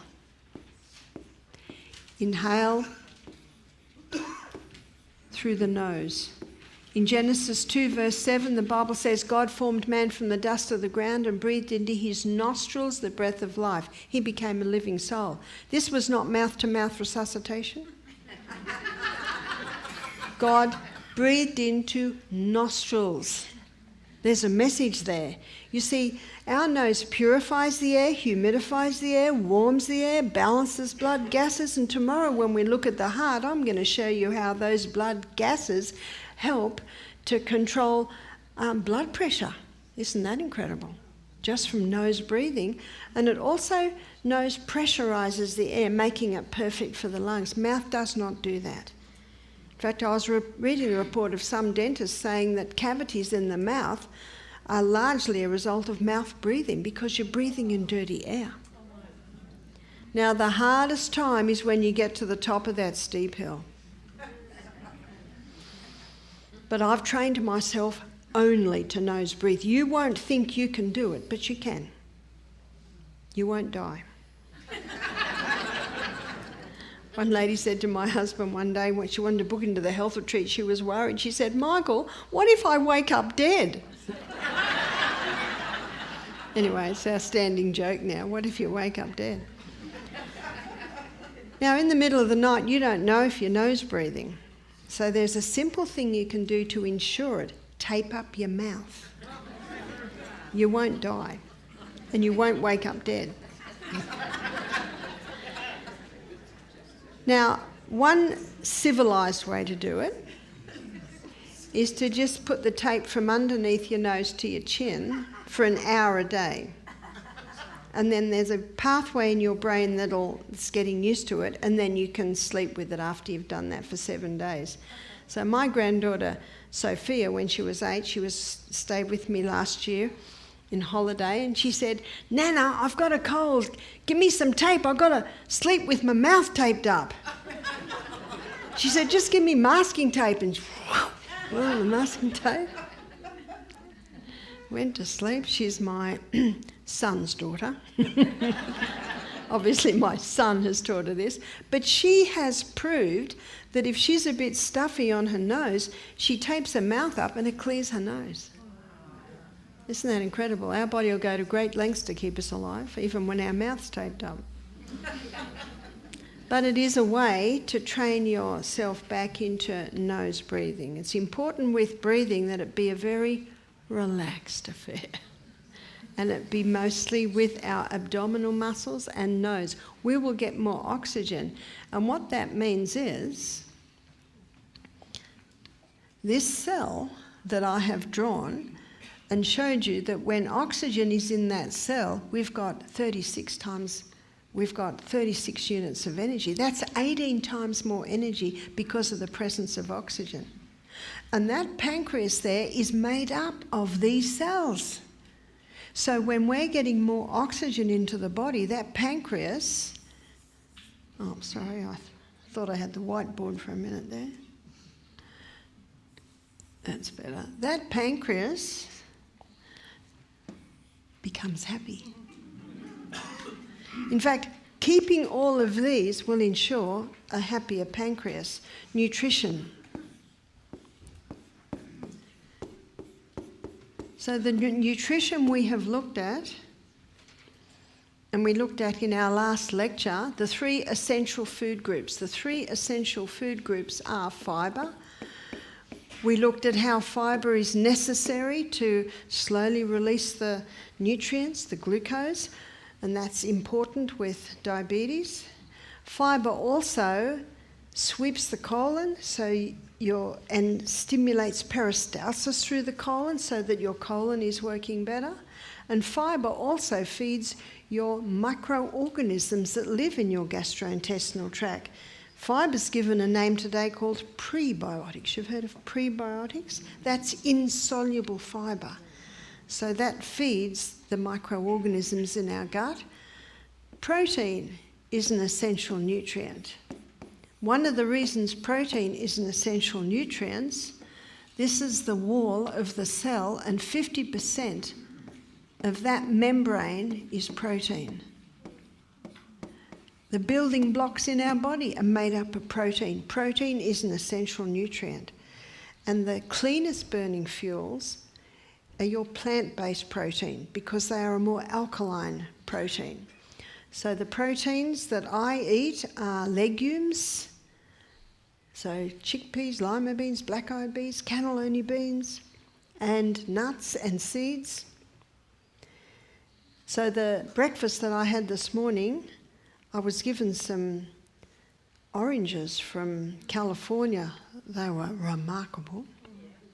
Maybe not the best for the diabetic. Maybe they're better to go to grapefruit, but I had apple, and that was delicious. Now that's low GI, great for the diabetic. I had chia seed and almonds and Brazil nuts, and then I had a slice of sourdough spelt toast with olive oil and cayenne pepper and avocado and black-eyed beans.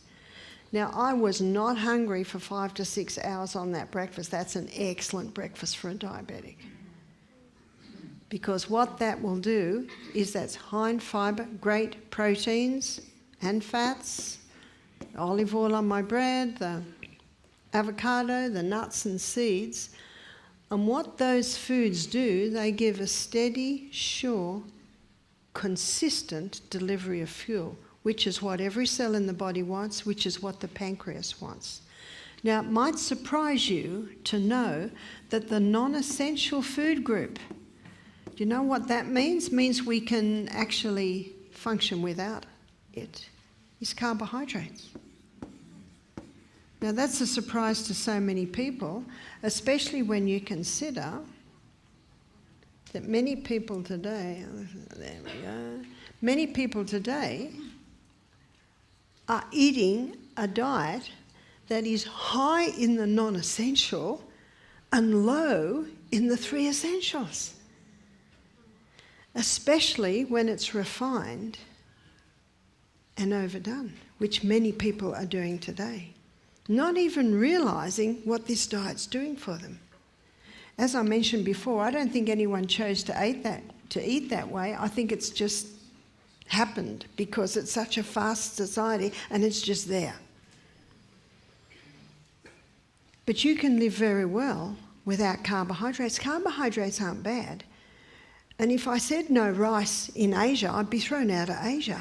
And if I said no potatoes when I'm in Ireland, I'd be thrown out of Ireland, and I would not have a very happy husband if the potatoes stopped.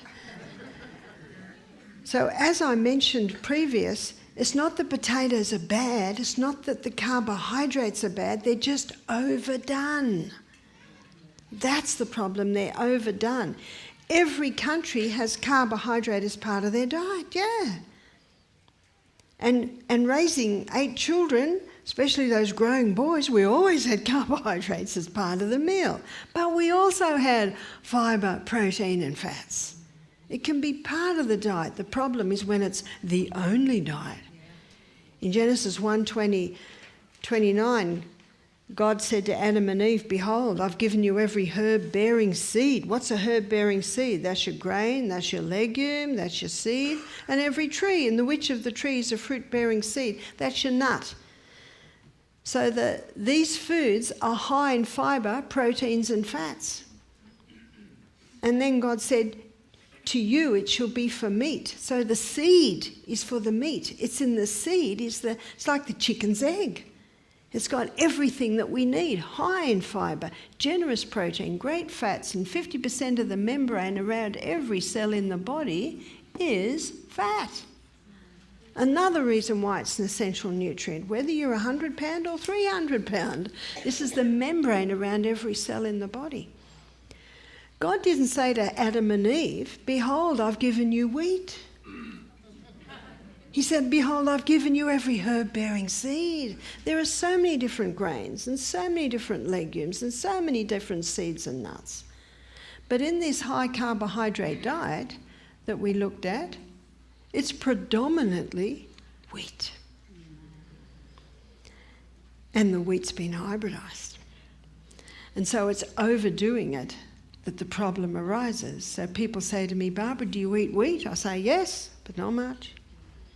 But if I had diabetes, I wouldn't touch it, because of the way it gets those blood sugar levels up high so fast.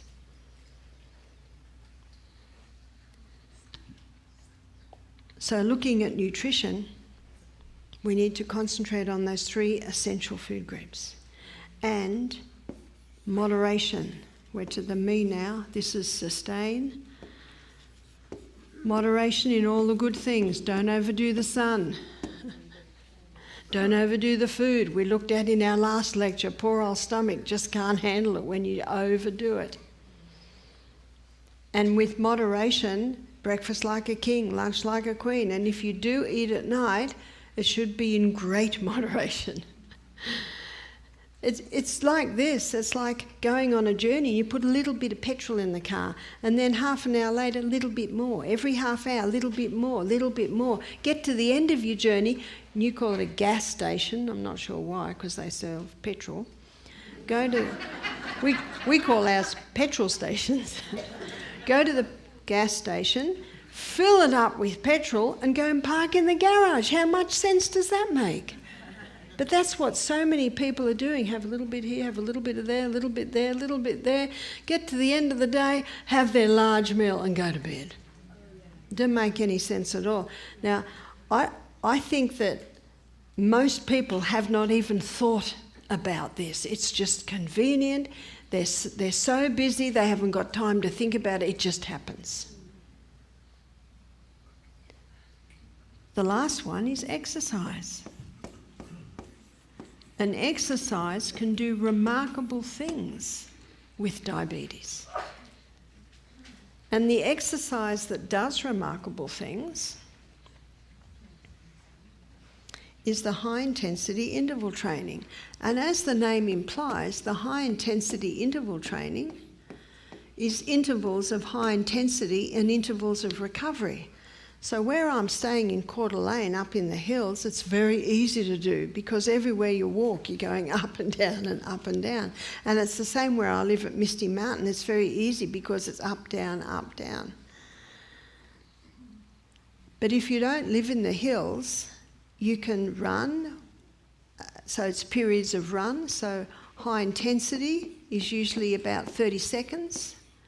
And then recovery is usually maybe 2 minutes, and then it's done for a cycle.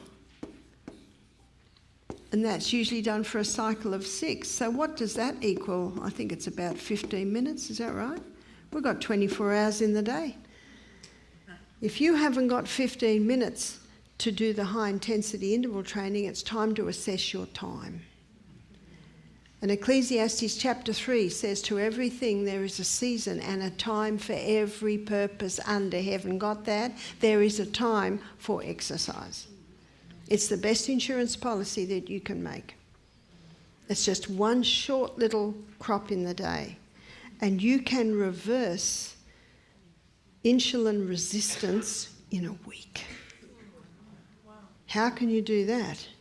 Get the carbohydrates down, get the fibre, protein and fats up, and implement the high-intensity interval training. Because what happens with the high-intensity interval training is that this cell is now moving, and it's moving very fast. And tomorrow when we look at the heart, I'm going to show you in detail how the high intensity affects the cell. But enough to know now, this is starting to move so fast, it needs more fuel, so it develops extra insulin receptor sites on the membrane of the cell. Remember what insulin resistant is? Resisting the insulin. So you get the carbohydrates down. Doesn't mean you have to stop. Instead of having a whole plate of potatoes, you just have one.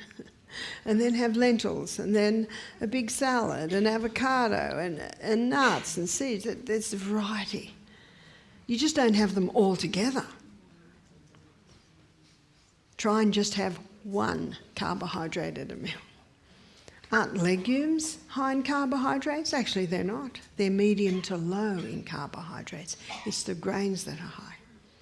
So once you get the carbs down and increase the fibre, proteins and fats, start drinking adequate water, start the high-intensity interval training, your cell develops extra insulin receptor sites, and you can turn that insulin resistance around very quickly.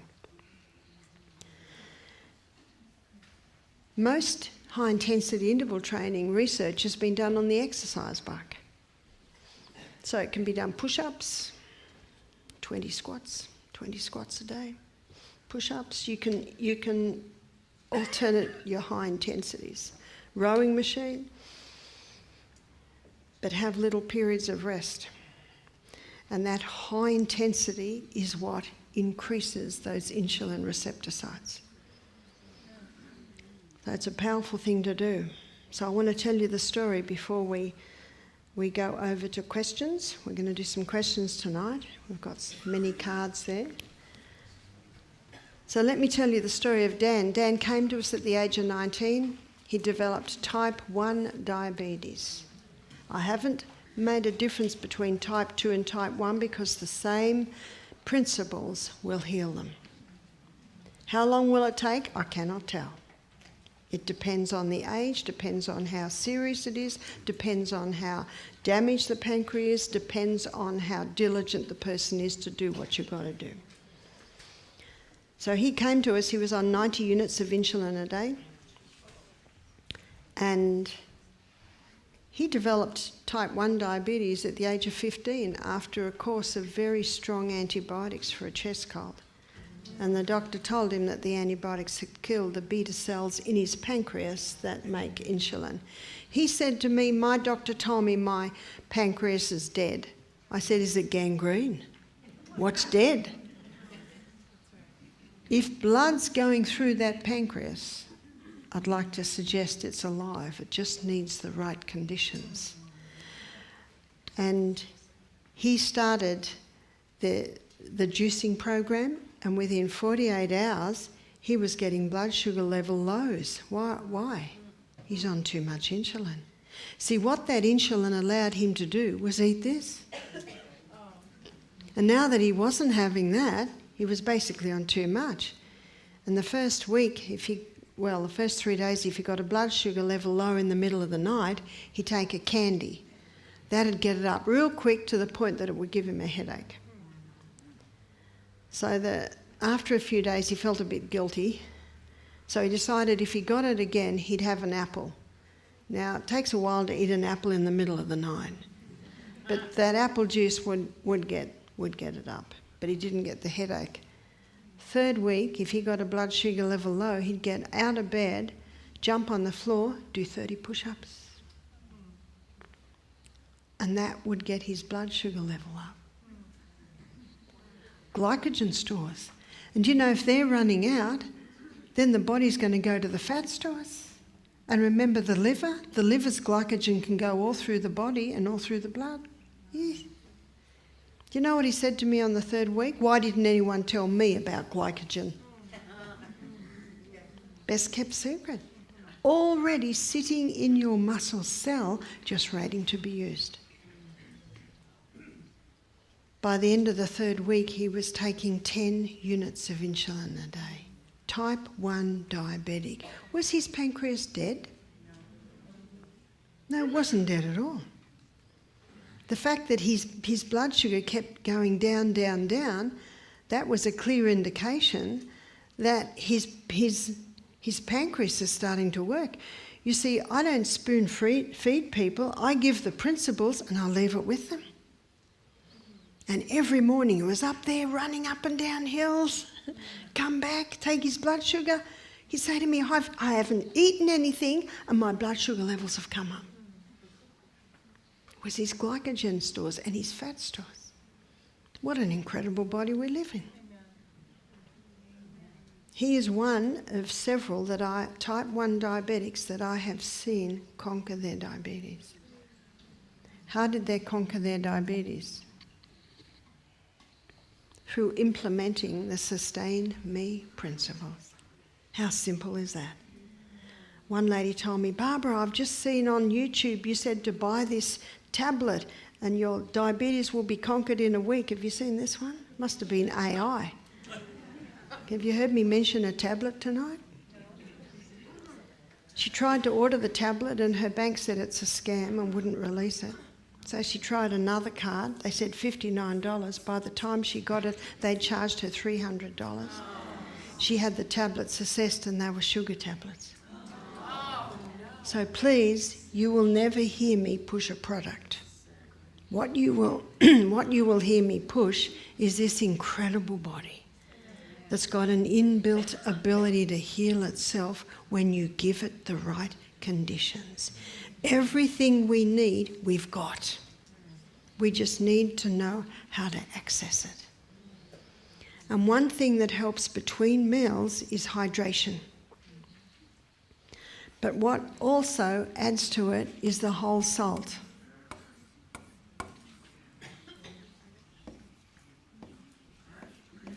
And the whole salt that we use is the Celtic salt. Another really good one is Baja salt.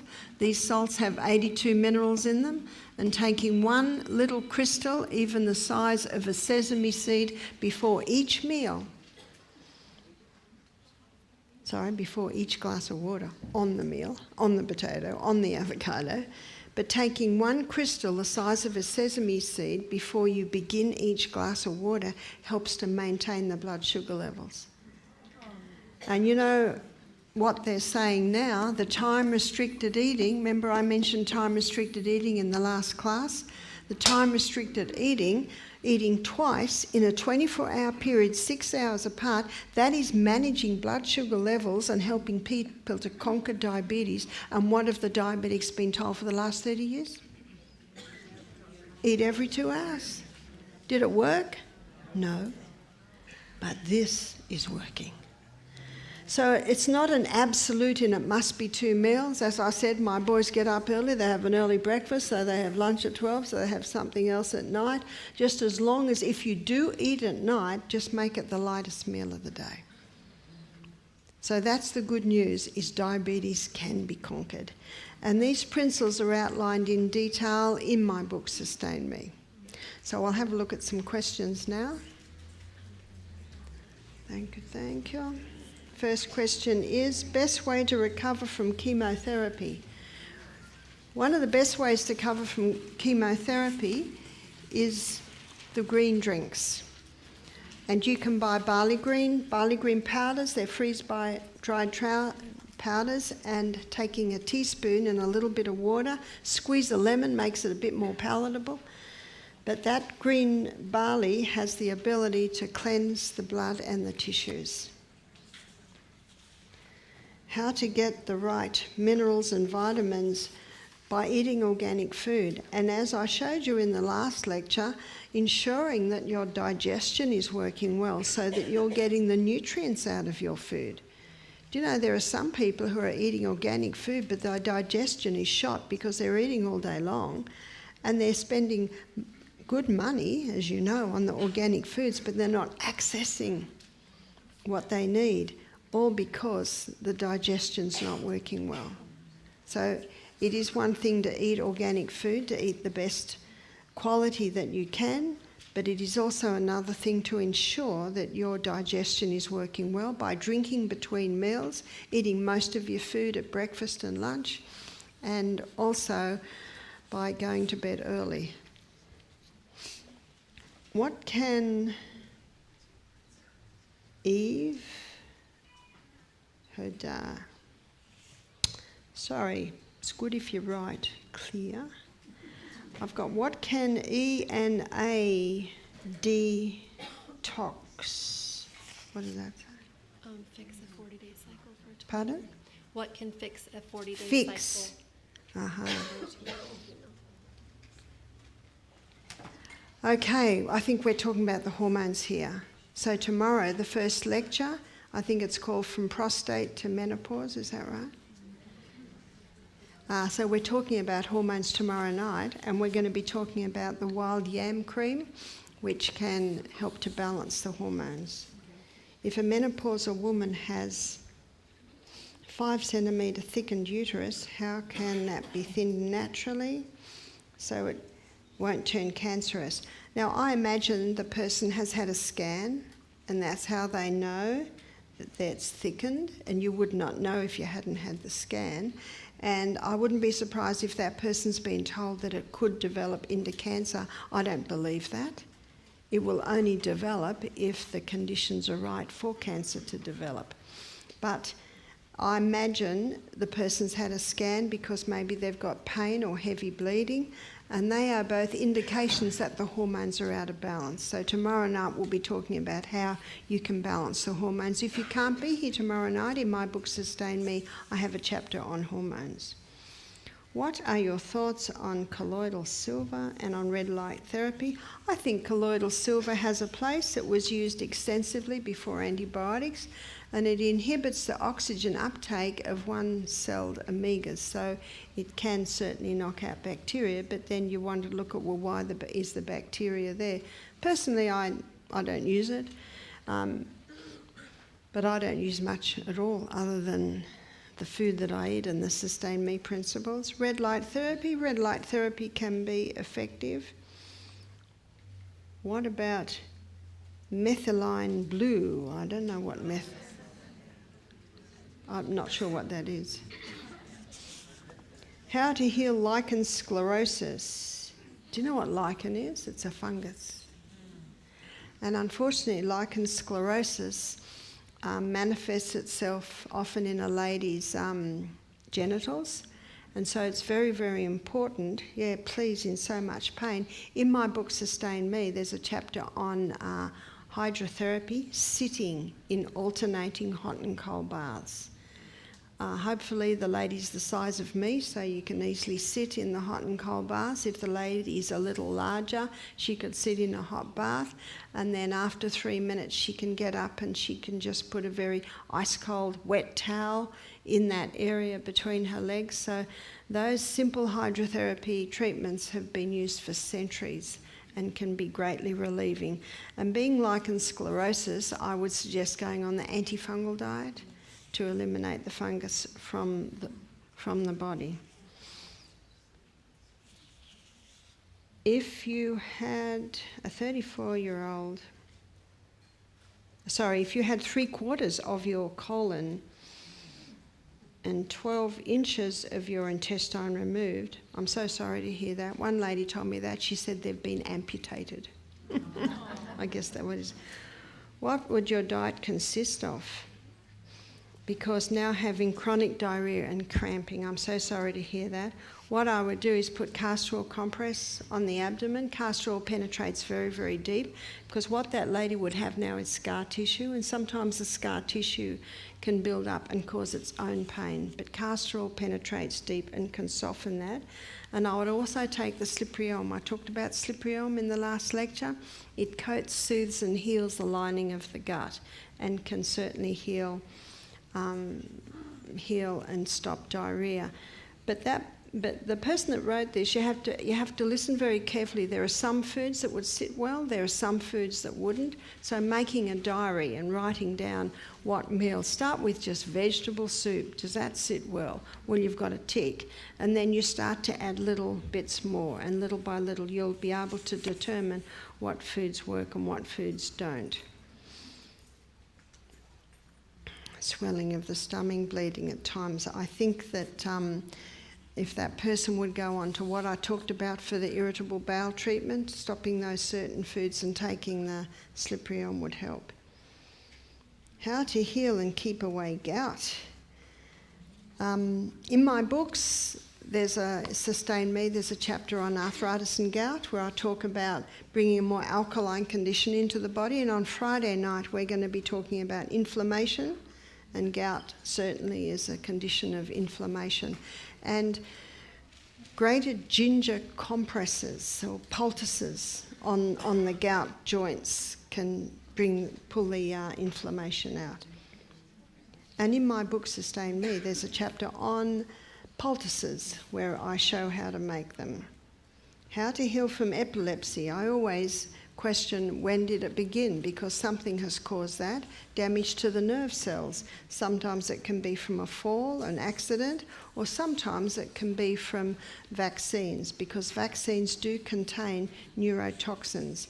And in the book, Stop Alzheimer's Now, he also talks about epilepsy and how the ketogenic diet can help. It's in the 1920s the ketogenic diet was first used to control epilepsy. So I'd suggest getting the book by Dr. Bruce Fife, Stop Alzheimer's Now. What are your thoughts on ivermectin? I don't use drugs and I don't agree with drug therapy, and ivermectin is a drug. So I don't advise it or use it. What recommendations do you have for teeth grinding? Well, I would suggest seeing an osteopath. They're very good at massaging, and also maybe manipulation may be needed on the TMJ joint here. That may be causing it. And often mouth guards, you can get mouth guards made out of silicone to protect the teeth if there's grinding. What causes or remedies do you have for dizziness?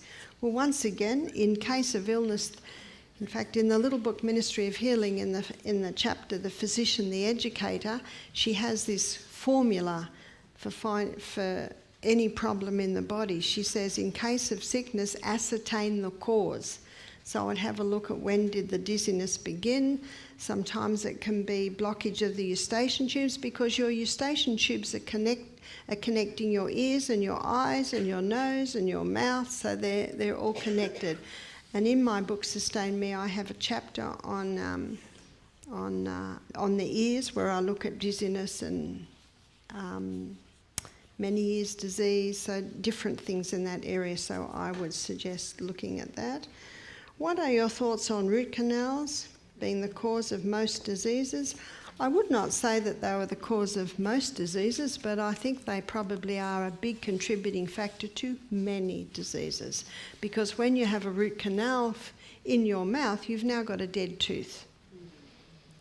And every tooth has a connection to different parts of the body, and sometimes a root canal in a certain area can be a contributing factor to a problem in its connection to the body. My suggestion is, if someone has a root canal, to find a biological dentist and get it removed. How would you handle treating a 10-year-old boy with dyslexia and ADHD? In his book, Dr. Bruce Fife's book, Stop Autism Now, his book is not just about autism, it's about attention deficit syndrome and hyperactivity and epilepsy in children. And he shows how eliminating the foods that I talked about in the last lecture, eliminating the dairy and the wheat and the peanuts and the oats, getting the carbohydrates down, going to a plant-based ketogenic diet is very much what we talked about here. Get the carbohydrates down, high fibre, generous protein, great fats. And Bruce Fife talks about supplementing with coconut oil, because coconut oil is able to help heal the nerve cells.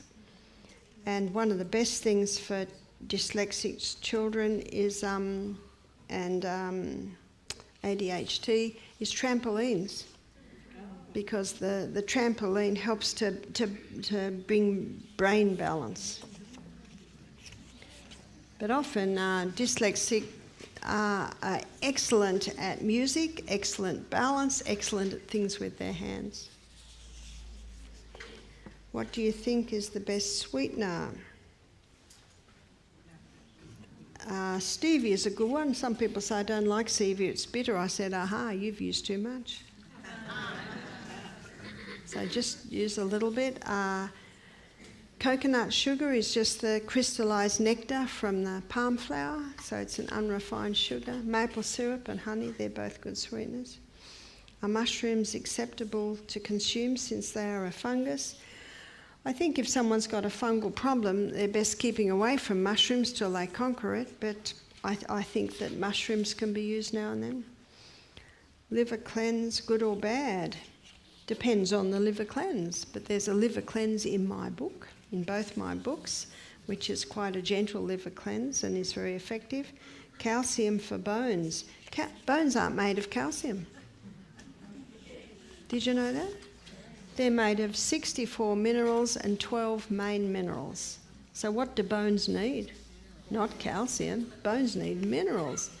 And in my book, Sustain Me, I pursue that in detail in a chapter called Building Better Bones. Is it safe to keep a diaper change bin in an airtight special container in the baby room? I think if it's an airtight container, I don't see a problem. But it'd be nice to change it every day. Mammograms are radiation, and radiation cause cancer? Quite possibly. Are mammograms a good idea, or is thermography, which costs about $250, which is hard in insurance? Well, don't have anything. I don't. I thought it said, is marriage useful? Is moringa useful?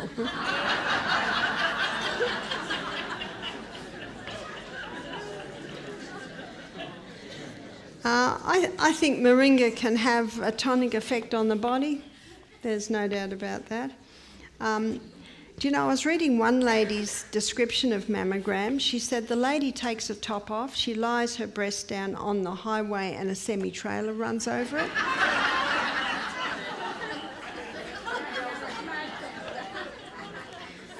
Dr. Lorraine Day was an orthopaedic surgeon in, I think, about the 80s, 90s in San Francisco Hospital and got breast cancer, and she chose to to conquer it naturally, and she had all statistics of how many mammograms actually can contribute to breast cancer. So I do not advise mammograms, and they say you should never say never, but I would never have one. So thank you very much for your attention, and I look forward to seeing you tomorrow night. Thank you. Well, we hope you enjoyed tonight's presentation. Tomorrow night, Barbara will be here at 4 o'clock. There'll be a few young people around. If people have asked me if they can make donations, you're welcome to. Have a safe evening, and may God bless you until we meet again. Good night, everyone.